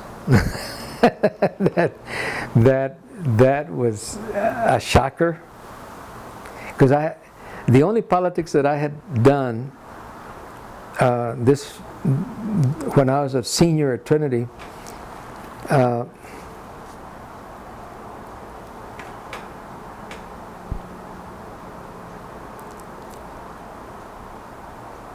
the only politics that I had done was twofold. I liked Senator Yarborough, that became a senator. He ran for governor of Texas, and I remember I was a senior at Trinity, and I decided that I was going to run for precinct chair because I didn't like the precinct committeeman that was there at Lanier, who I used to live about a block from Lanier, and the precinct chair was an old coyote fellow that was always supporting the wrong people and telling us that they were good people, and thereby the name Coyote. They got paid by people in office to support bad people in office, and he was always showing big wads of money because he was always ready to buy the poll tax for you. The poll tax was $1.75, and he always would reach in his pocket and show a wad of bills, and everybody's eyes would go big. I said, God dang, there's a Mexican with a lot of money. That's unusual. and I used to watch him, and he was always the big brag about how much money he had, and making sure that people would vote. If they voted right, he would buy their poll tax. So he was always very busy like that, and I decided, well, I studied how the system worked on the precinct level, which was the lowest level of political involvement, and I hadn't quite finished Trinity, but I decided to go that route. And at that time, I think in 1950, Senator Yarborough was running for governor, so I had a double interest. And I liked what I heard from Senator Yarborough. At that time, he had been a district judge somewhere and was running for governor. He hadn't run for statewide office until that time that he was running for governor. So I got involved, and I was able to unseat this coyote on the west side, and my good friend Albert Peña told me one time, he says, you know the thing that I best remember about you politically, because Albert was one of our heroes in San Antonio, county commissioner that was very extended himself and was a chairman of the Kennedy clubs in the 1960s, and went all over the state of Texas with the Viva Kennedy group. And it wasn't too long ago, maybe 5 years ago or so, we were having a conversation. He said, you know the best thing that I remember about you? And I said, no.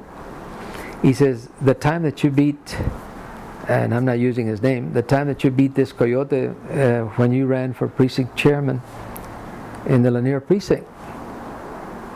And I said, and you took notice of that? He said, oh yeah, we'd had all kinds of troubles with him.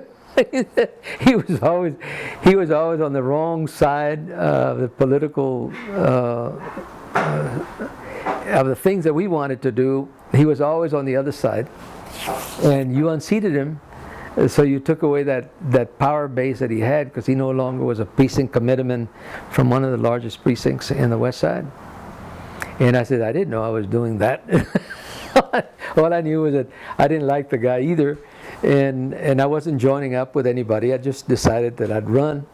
And being a good student, I had done a little bit of research on how precincts worked, so I gathered some people that I knew, and we went to the precinct meeting, and I think I had about 13 people with me, and my opponent had 1 or 2. And when he opened the meeting, we immediately took it away from him, you know, because we were in the majority.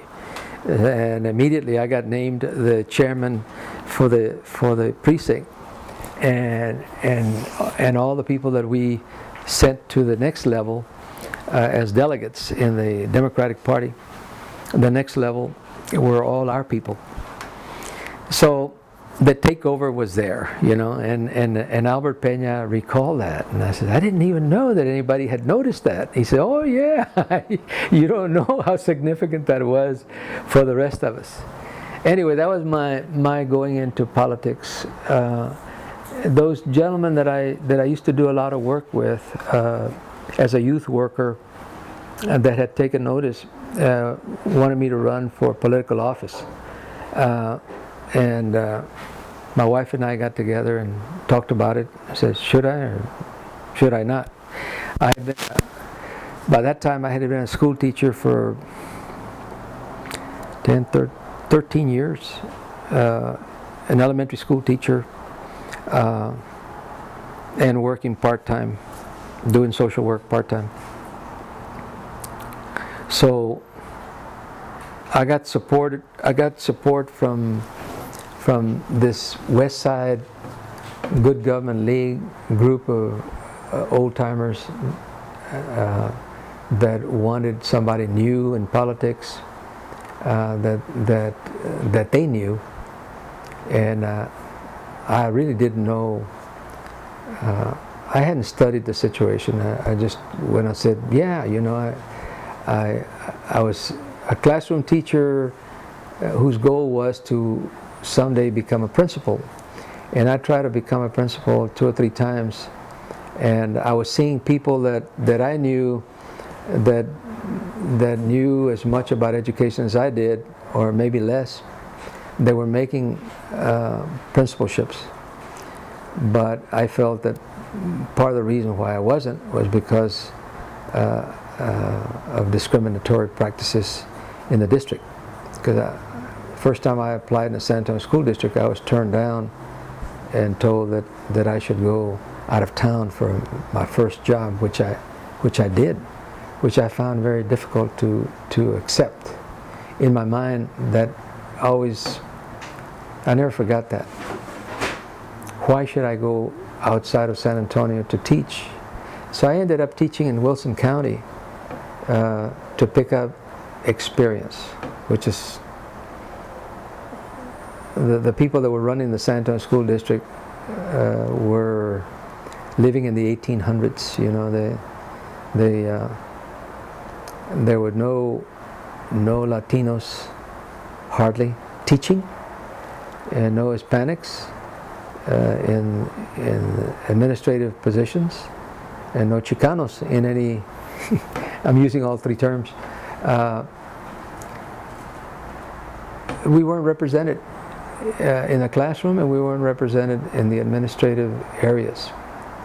So by the time I did end up in the San Antonio School District, I had to come by way of Wilson County to Edgewood 3 years, and the San Antonio District because the guy that was running was a principal at Crockett, was an old coach from Lanier, and he said, yeah, come on, and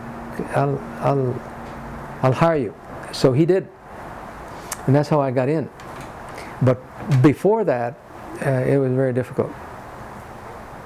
Anyway, that my years as an elementary school teacher, I had spent 10 years at Crockett on Commerce Street, Crockett Elementary, and I got elected, the only one on the ticket that got elected to the legislature, and that was in 1964. I served in 1965, and I had a couple of bills passed that I was very proud of.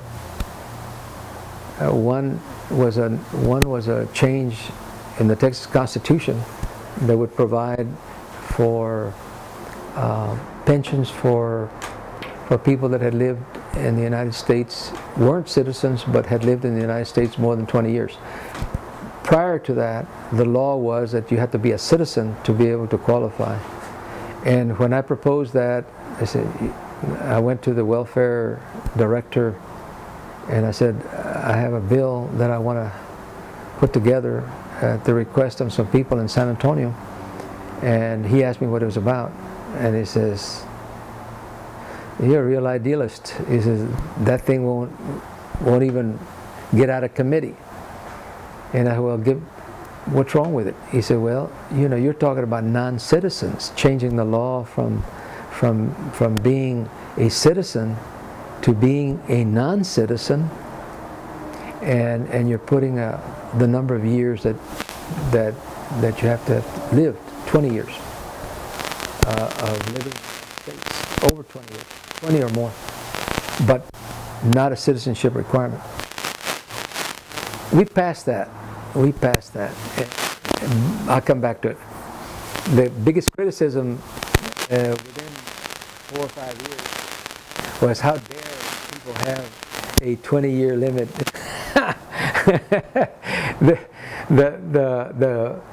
The hill to climb, the Alps to climb over on that one was to declare a non-citizen and provide them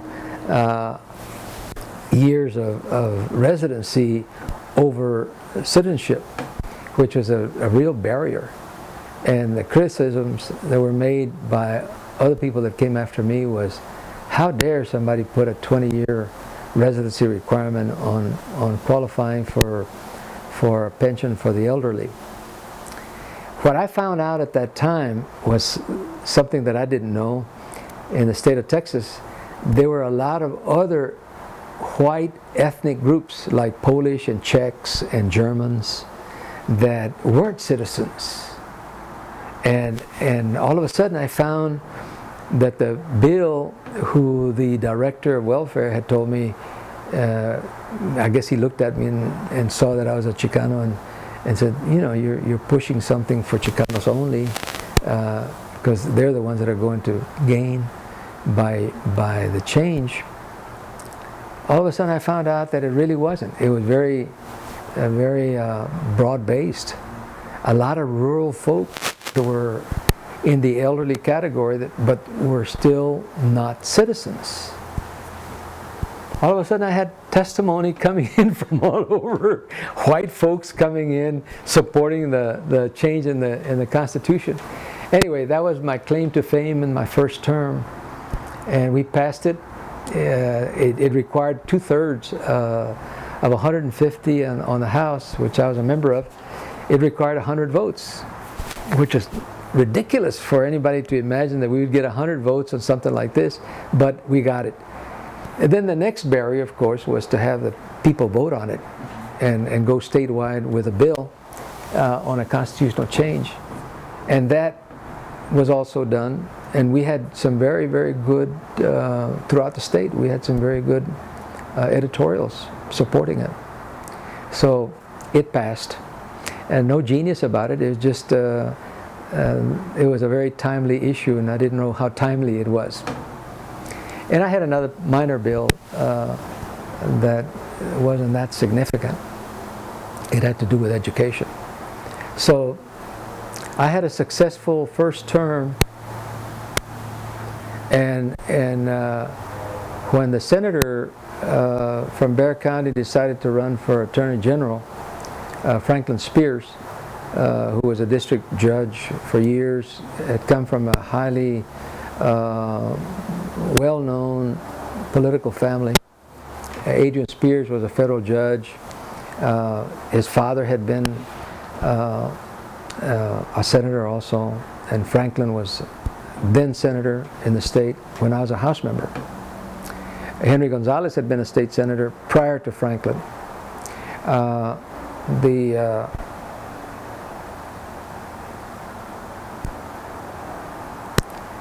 When Franklin decided to run for Attorney General, he vacated the Senate district, and at the same time we were having redistricting, some changes by court decree that we had to go one man, one vote, and instead of having Bexar County limited to one senator, which we had before, it was by one man, one vote, and we redistricted, and Bexar County was entitled to a little better than 2 senators. So we ended up with a senator from the west side and a senator from the east side. And I ran for the Senate seat in District 26, which is now held by Leticia Vanderpute, Senator Vanderpute, and prior to that by Bob Vail, Senator Bob Vail. These were the division of Bexar County in half allowed for 2 senators, so I ended up running for the Senate seat on the west side. It was vacant, and I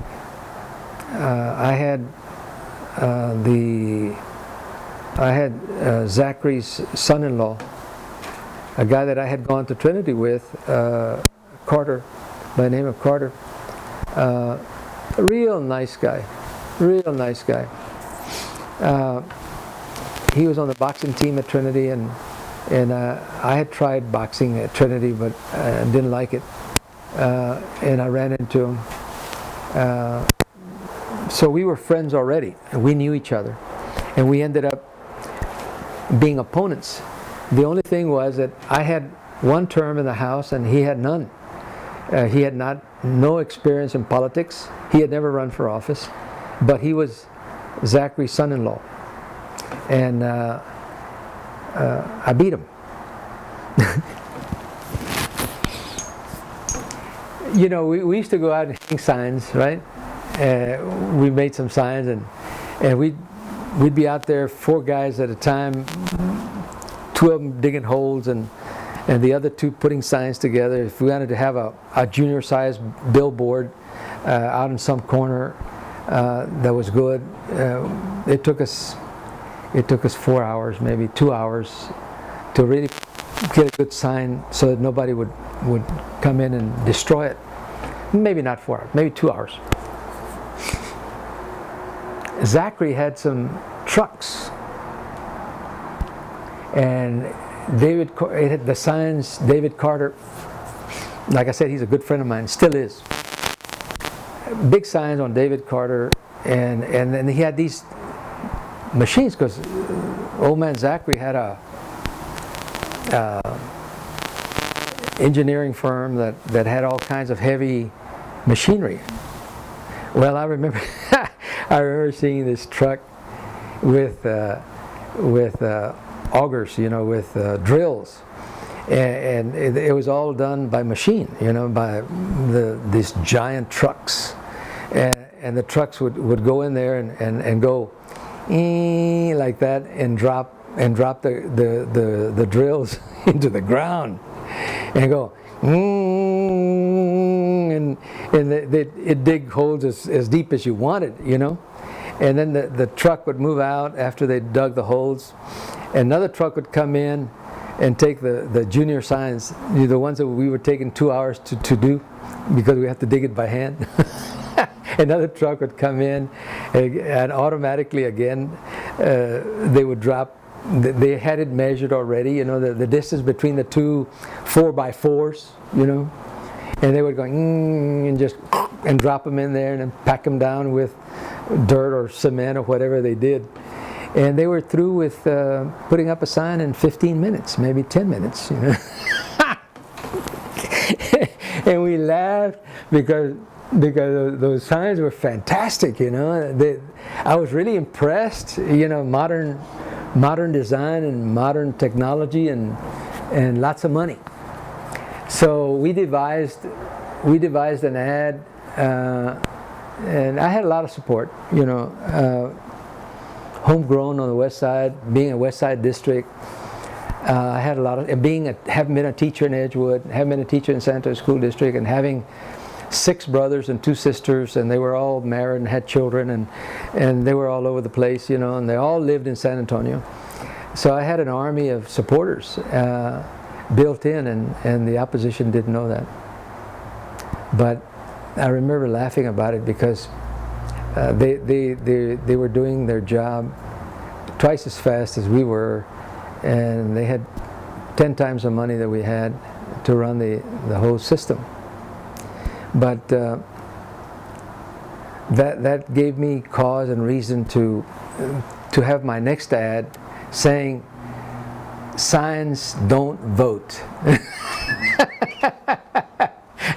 And I would tell a story that I wouldn't tell the story that I'm telling because it was like a TV ad, but the fact was that signs didn't vote. It was people that voted. So if you see a lot of my opposition signs all over, it's because they've been doing it with heavy duty machinery and they've got a lot of money, and those signs don't vote. So wherever they're putting up signs doesn't mean anything. Is that the people aren't going to vote for my opposition, for my opponent. He's a nice guy, but they're not going to vote for him because they don't know him, and so on. Anyway, we made a kind of a joke about it, and we ended up beating David pretty badly. And with the name Bernal, not sounding too Mexican, I guess, by a lot of people's measure, David comes over and says, "Joe, you know what happened in my race against you?" He says, "I could have beaten you." He says, "I know what happened." He says, "They never could figure out what you were." He says, "Bernal doesn't sound Mexican enough." So there wasn't any Bernal that had ever run for office. So he says, they didn't know what I would tell him. "Don't you know he's Mexican American?" "No." That was David's joke after the fact. Anyway, David never ran for office again, and he's still a good friend. Anyway, those were the highlights of becoming a senator. Becoming a senator caused me to have a very active life for about, I served in the Senate for 6 years. It should have been 8, but redistricting came in and reduced my term.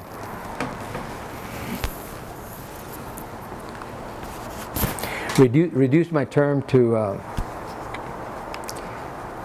term to 6 years instead. And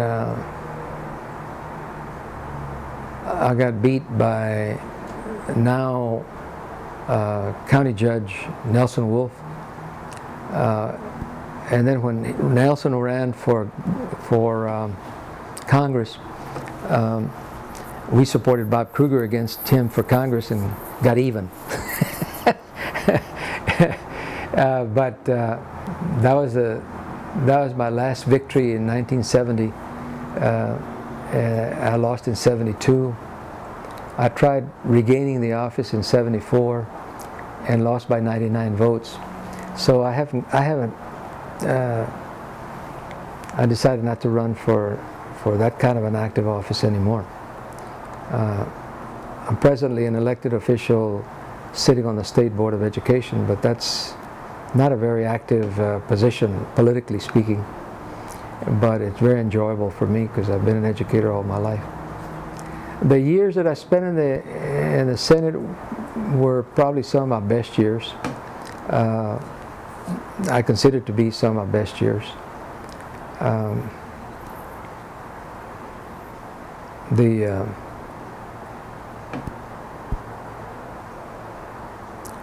The main thing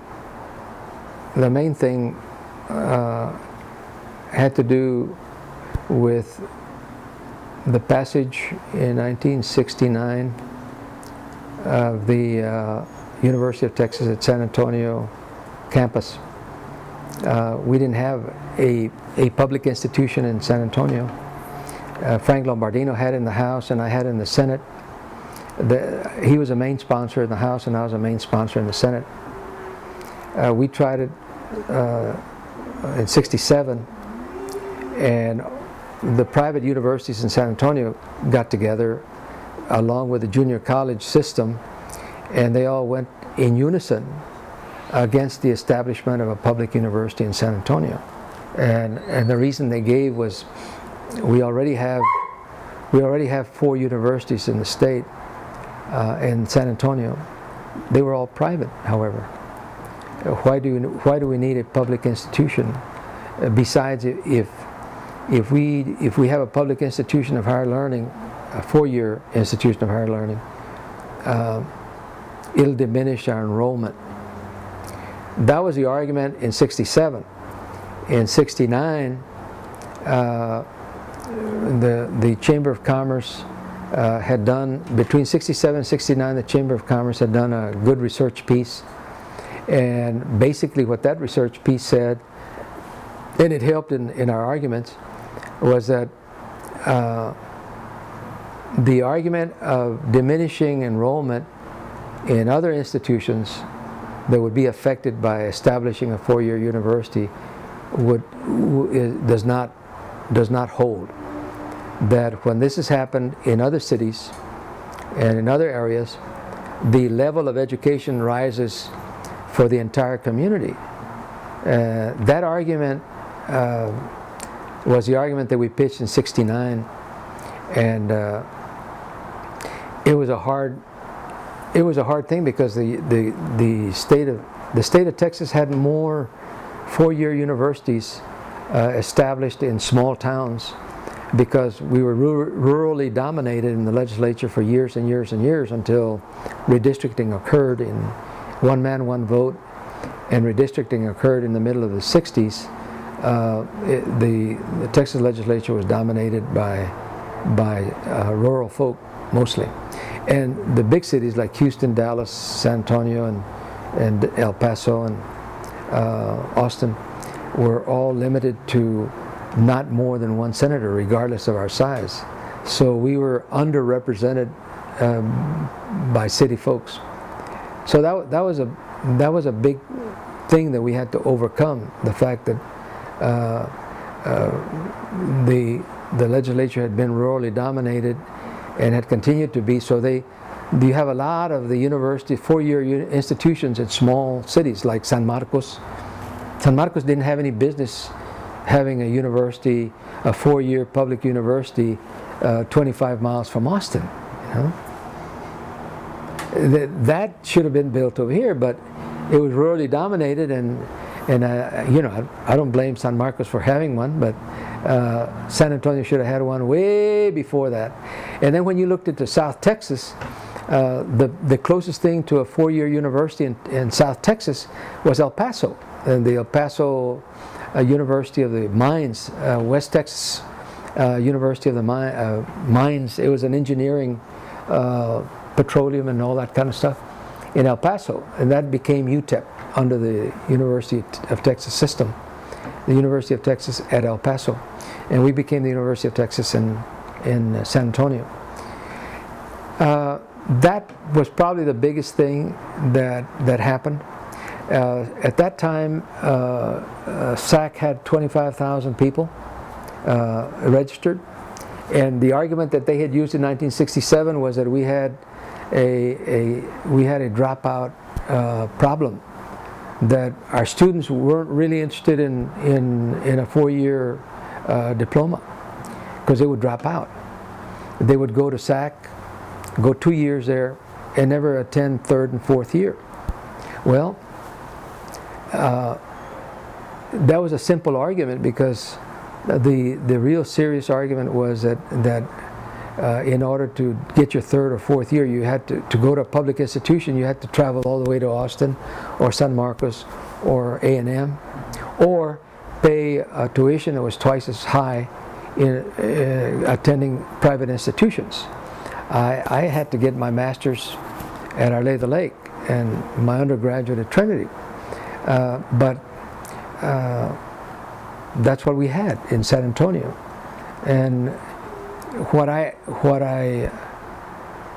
lamented, looking at having grown up in the West Side and so on, and so many false accusations made against Hispanics at the time, that not only were we not interested in higher education, but that our parents weren't interested in education.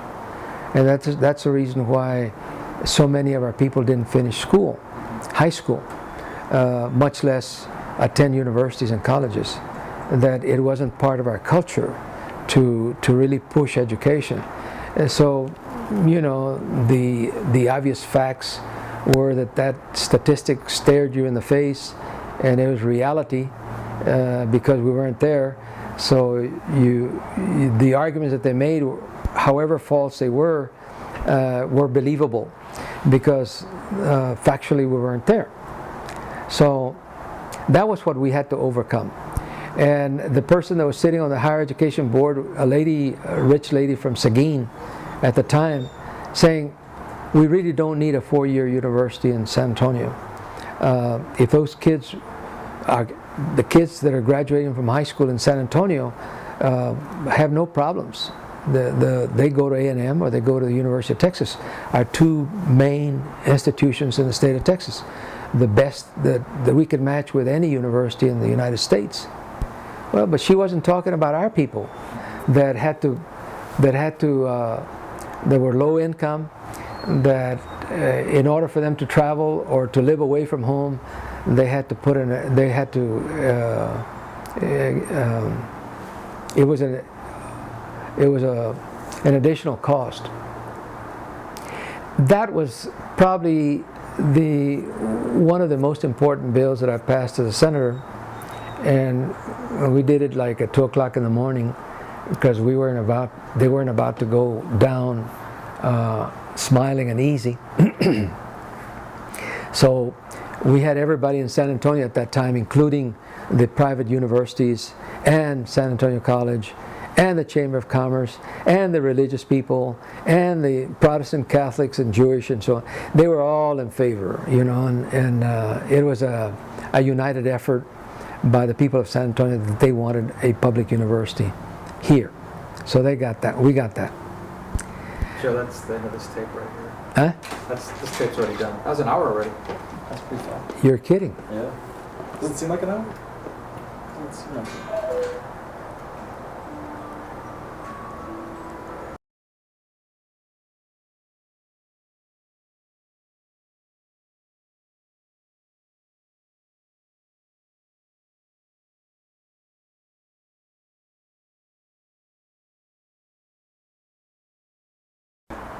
Okay? That's good. Before I get into the second one that I thought was most important, which was a medical school, let me say that if it hadn't been for the GI Bill, the life wouldn't have been as easy as it was. I was determined that I was going to go to college, but it would have been much more difficult, and probably the process would have taken longer. The GI Bill offered about $105 a month that you could still live on at that time. It provided all the books were at federal expense under the GI Bill. So we had a stipend, we had all our books bought, and our tuition paid for. So, and then of course, when I got married, the GI loan system provided for a much lesser interest in purchasing a house. So those things made it easy for a veteran to really become a productive citizen, and that sure helped. Although I always had that dream that I wanted to go to college and finish and get it done, I was able to get out of Trinity fast in 3 years, and then go into my master's and get my master's from Our Lady of the Lake, also under the GI Bill. And then eventually, I had run out of my GI Bill when I went after my PhD studies at the University of Texas. I was able to use the state tuition-free law that the state passed. The state of Texas didn't give money to veterans the way the federal government did. Once you were out, they gave you a certain amount of money to live off for a while, 3 months. The state of Texas, instead of giving us money, created a bill to provide for free tuition if you attended a public university. So I used that part of the state law to provide for my tuition-free training at the University of Texas. It was like a GI Bill also, but it was state-supported. Anyway, going back to my politics, I was called in by Mickey LeMater, who was in charge of the medical schools under the University of Texas system, and he read the Riot Act to me and told me, we were 2 senators. The other senator was Senator Red Berry, who was racing, and he never took interest in bills of any sort except horse racing. That was his main purpose. So that left me as a senator for those things that were of interest to the San Antonio community in the Senate. The bill to establish the university medical school in San Antonio had occurred under and prior to Franklin Spear's term of office as a senator, and I think the final passage of the bill was Franklin's.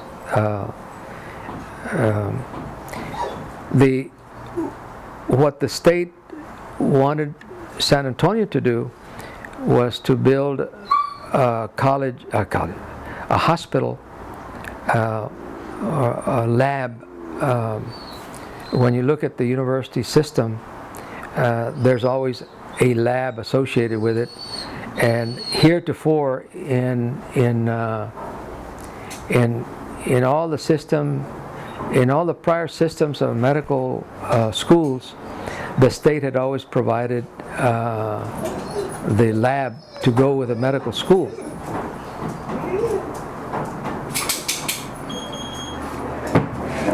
And Mickey LeMater, who's in charge of the medical schools for the state, told me, he says, Joe, if you all don't construct a lab or a local hospital to complement the medical school, we're going to close down the medical school.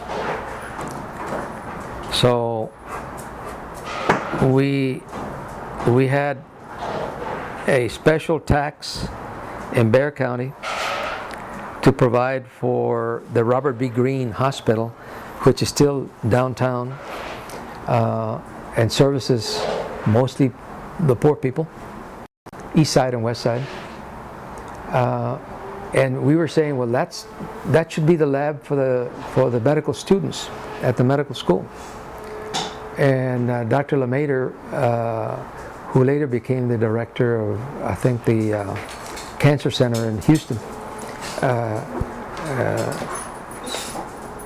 reminded me that what could happen was that we could be jeopardizing the continuation of that medical school in San Antonio, and that they could close it down and shut it down, and San Antonio would no longer have a medical school. What that meant was we were going to have two public hospitals supported by the county. The Robert B. Greene, which historically had been servicing the poor in San Antonio, and then the lab, so-called lab at the medical school. And the people were up in arms when that idea hit the San Antonio press. And especially the older people, they thought that they were already paying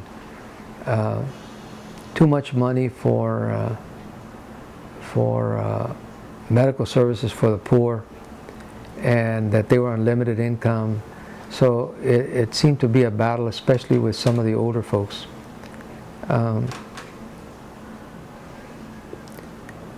What happened with that was that we took a vote, a non-binding vote in Bexar County, and it turned out to be 34,000 to 24,000. It was about a 10,000 vote difference against the construction of a second hospital. And of course, I was dealing with the issue with the university system at the time, because they wanted to have that lab next to the university medical center. So I said, well, what are our options? He said, well, the options are that you take a bill and pass it, and if it doesn't pass, we're going to stop the medical school. And if you do pass it, that means that the county commissioners will have to double the taxes on the hospital district to support two hospitals. So for Bexar County, it was doubling the taxes. For the university, which wanted a lab, we had to provide them a lab, otherwise it would close us down. At least that's what I was told, and I had no reason to not believe what Dr. LeMaitre was telling me. So they gave me the bill. Go for it, Joe. We had the support of all the religious groups, the Chamber of Commerce. Every Chamber of Commerce in Bexar County was all for it. The only people that were against it were the people that had voted in the referendum, which was non-binding, 34,000 to 24,000, and they were voting against it. My thought was, gosh, we passed a university, that's fantastic, and now a medical school, and of course the idea of having a medical school and a university out on where they had decided to go ahead and have it out in by Bernie. At that time we were saying it's way out there by Bernie, way too far away from our people. But the fact was that we had those two institutions, and they were going to be generators for things to come. Better health, better education, and it was going to employ a whole bunch of people. And then San Antonio would be taking people would be taking a different view about our city, that our city was progressive, that it had a good medical school, like most good, major, well-to-do cities. Of course, we were always considered ourselves as a poor, large city, and a university at the same time. So all of a sudden we're looking and I'm excited about the thought that San Antonio would be looked at as a university city and as a medical center, and that it was going to generate a lot of new income. And so it came to pass. The university people were so impressed that we went ahead with, see, because not all the medical schools in Texas were, the local folks were not asked to build a hospital, but now they were. Any new school that they were going to start, they were going to demand that the local people put up a hospital. The one in Galveston doesn't have one, and I don't know, a couple of others that didn't have any. But we were told, I think we were the first ones to have the system make a demand that we have our hospital to accompany the medical school. That having been done, of course, has really changed the face of San Antonio. We have people coming from all over the country and from Mexico and other places in Europe to get their medical attention here. In fact, my son had a stint. He lives in Los Angeles, and he had a heart condition, and they used a stent, and that stent was invented or used for the first time, created for the first time by one of the Hispanic doctors here at the medical school. And I didn't know that until my wife was reading up on stents and what my son was going through. And she was telling me, says, you know, that it's a system where you go through your vein or through your system, and it reaches your heart, and it places a metal dumajigi so that you won't be blocking the artery, and no more blockages to the heart. And that's done without having to open up your chest and do and saw off your rib cage. So the stent is something that was developed here in San Antonio. So there's a lot of things that came during that time. The other things that was of major effect on me personally was that these were the times that occurred when we had the blacks burning cities. They were angry because they had served their country and their country wasn't doing right by them. And we had a La Causa among Chicanos. And we had some very angry Chicanos. We had some very angry people that we weren't doing right by the farm workers. There were a lot of angry Chicanos because our schools weren't helping us to respond to the needs of our children. So there were walkouts. I was right in the middle of all those developments, including the time that I was in office, and that La Raza Unida decided to become La Raza Unida as a third party because they didn't like the fact that Republicans nor Democrats were doing right by our Chicano community. They came to visit me and they wanted me to run as their representative in Raza Unida because I was a good Chicano. And I said, but I'm already in office. If you go ethnic on this, the blacks have gone ethnic or racial. There was an effort by the Black Nationalist Party or something that had been created, and some people ran, and it never got very far because if you weren't black, you couldn't really vote for the Black Party. And I kept saying, well, you know, I'm already in office. Why do you want me to run for Raza Unida when the limit on Raza Unida will be for people to vote for Raza Unida because you're part of La Raza, and the voting of La Raza is quite limited. You're going to have a hard time electing people under a Raza Unida banner. And so it came to pass, but it awoke a lot of our people to some of the issues that were brought up very strongly by people from La Raza Unida. They were younger. They were tired of the fact that some of the older people had acquiesced to the system and weren't getting their rights, and they weren't protected under the law. We had all kinds of problems. We had problems with police. We had problems with our school. We had problems with employment. And these were during the times that I served. So that was that kind of an effort that I lived through was hectic. The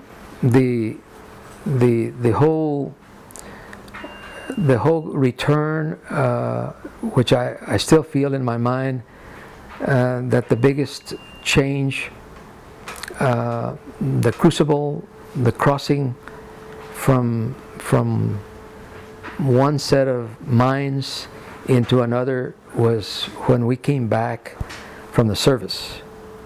As I read some of the documents here, somebody said, you know, somebody referred to us, and here's this Chicano among some soldiers, and they're saying, Americans don't behave that way. And he said, you know, in all my life, this is the first time that I had been looked at as an American.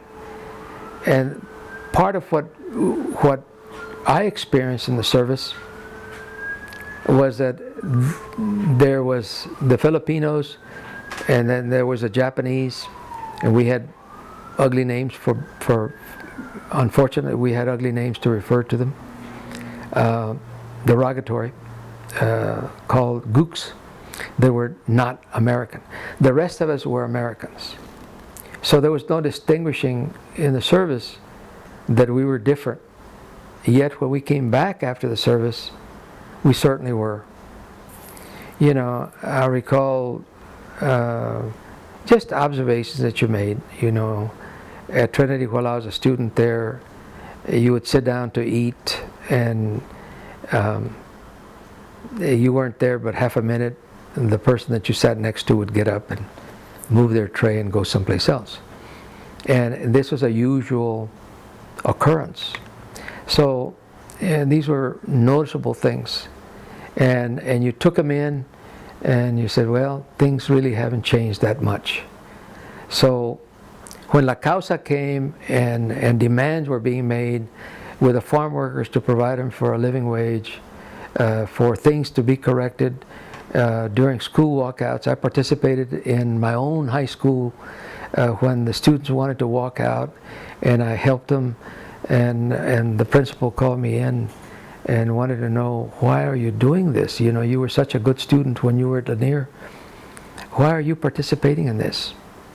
I said, because you're not paying attention to the students, and you're not paying attention to their needs. It says, this is 1960, 1970. There are a lot of our young people that want to go to college. Back when I was in high school, none of us were supposed to go to college. We were all trained vocationally to go to, if we were successful in getting a high school diploma, we were expected to go out to work. And none of us were expected to go to college. And all of a sudden, we're seeing, coming back as veterans, what we had seen prior to going into the service was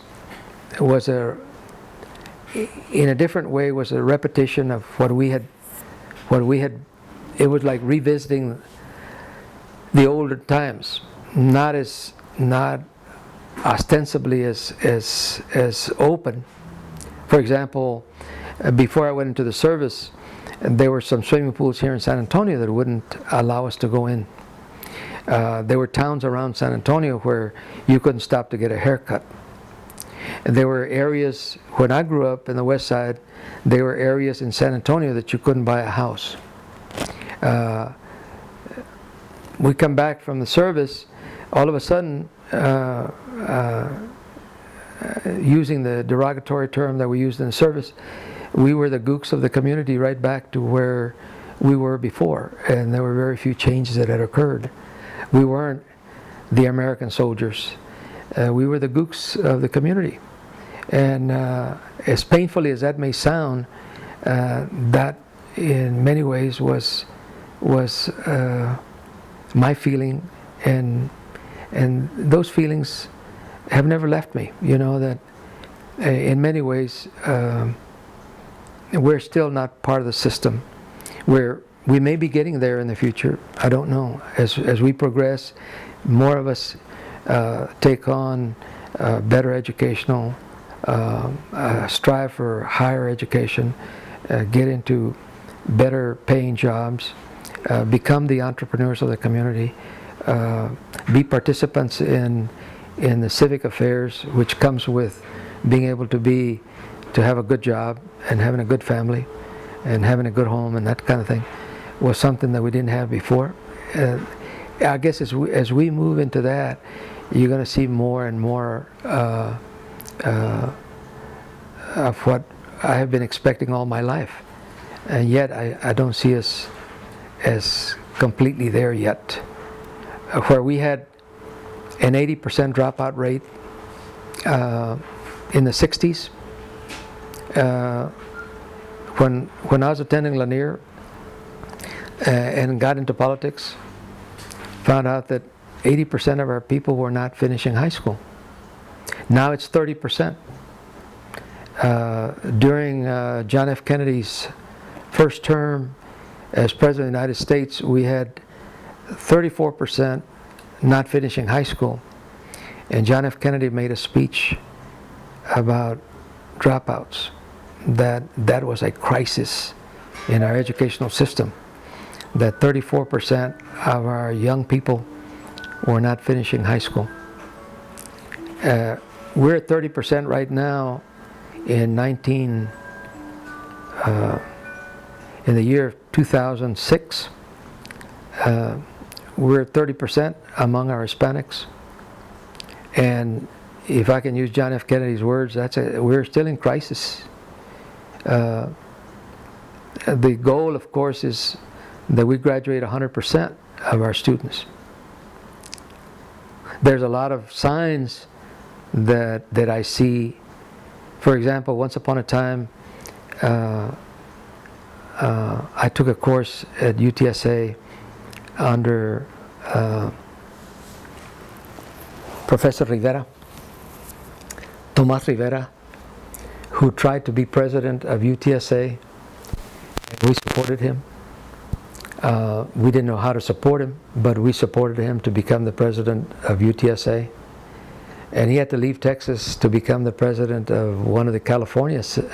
I think it was a California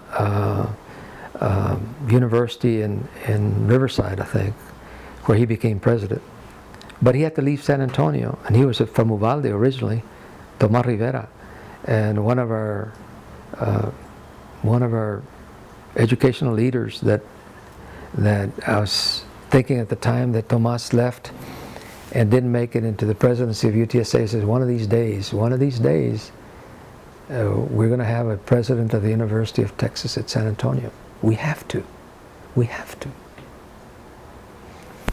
We have him now. That's progress. Ricardo Romo is doing a fine job as president. And then Dr. Ciaroa is the head of the medical school.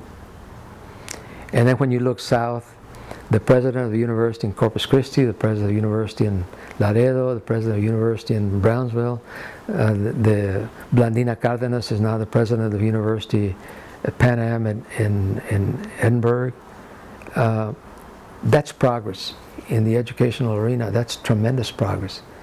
At the times that I was a school teacher, I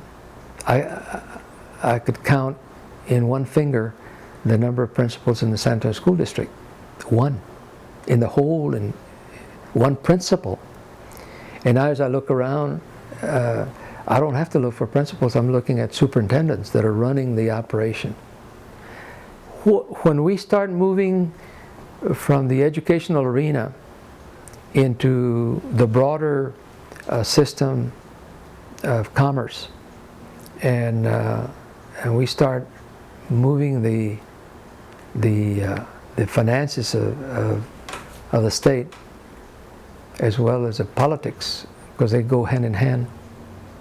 I can foresee an Hispanic governor in the state of Texas, and Hispanic senators coming out of the state of Texas.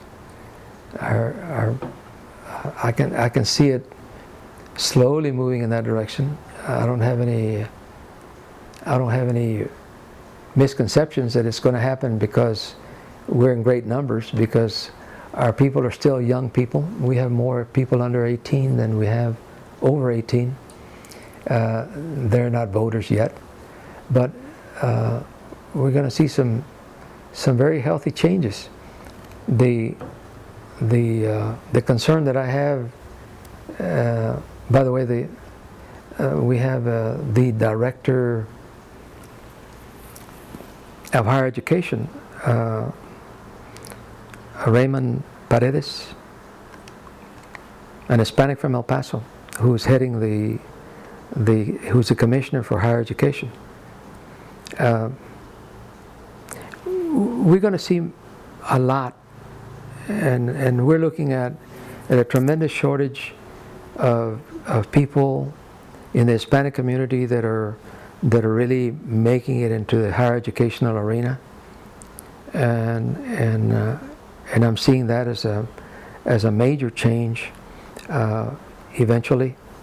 It's got to happen, otherwise, as our state demographer Murdoch says, if we don't educate the minorities in the state, everybody's going to suffer for it.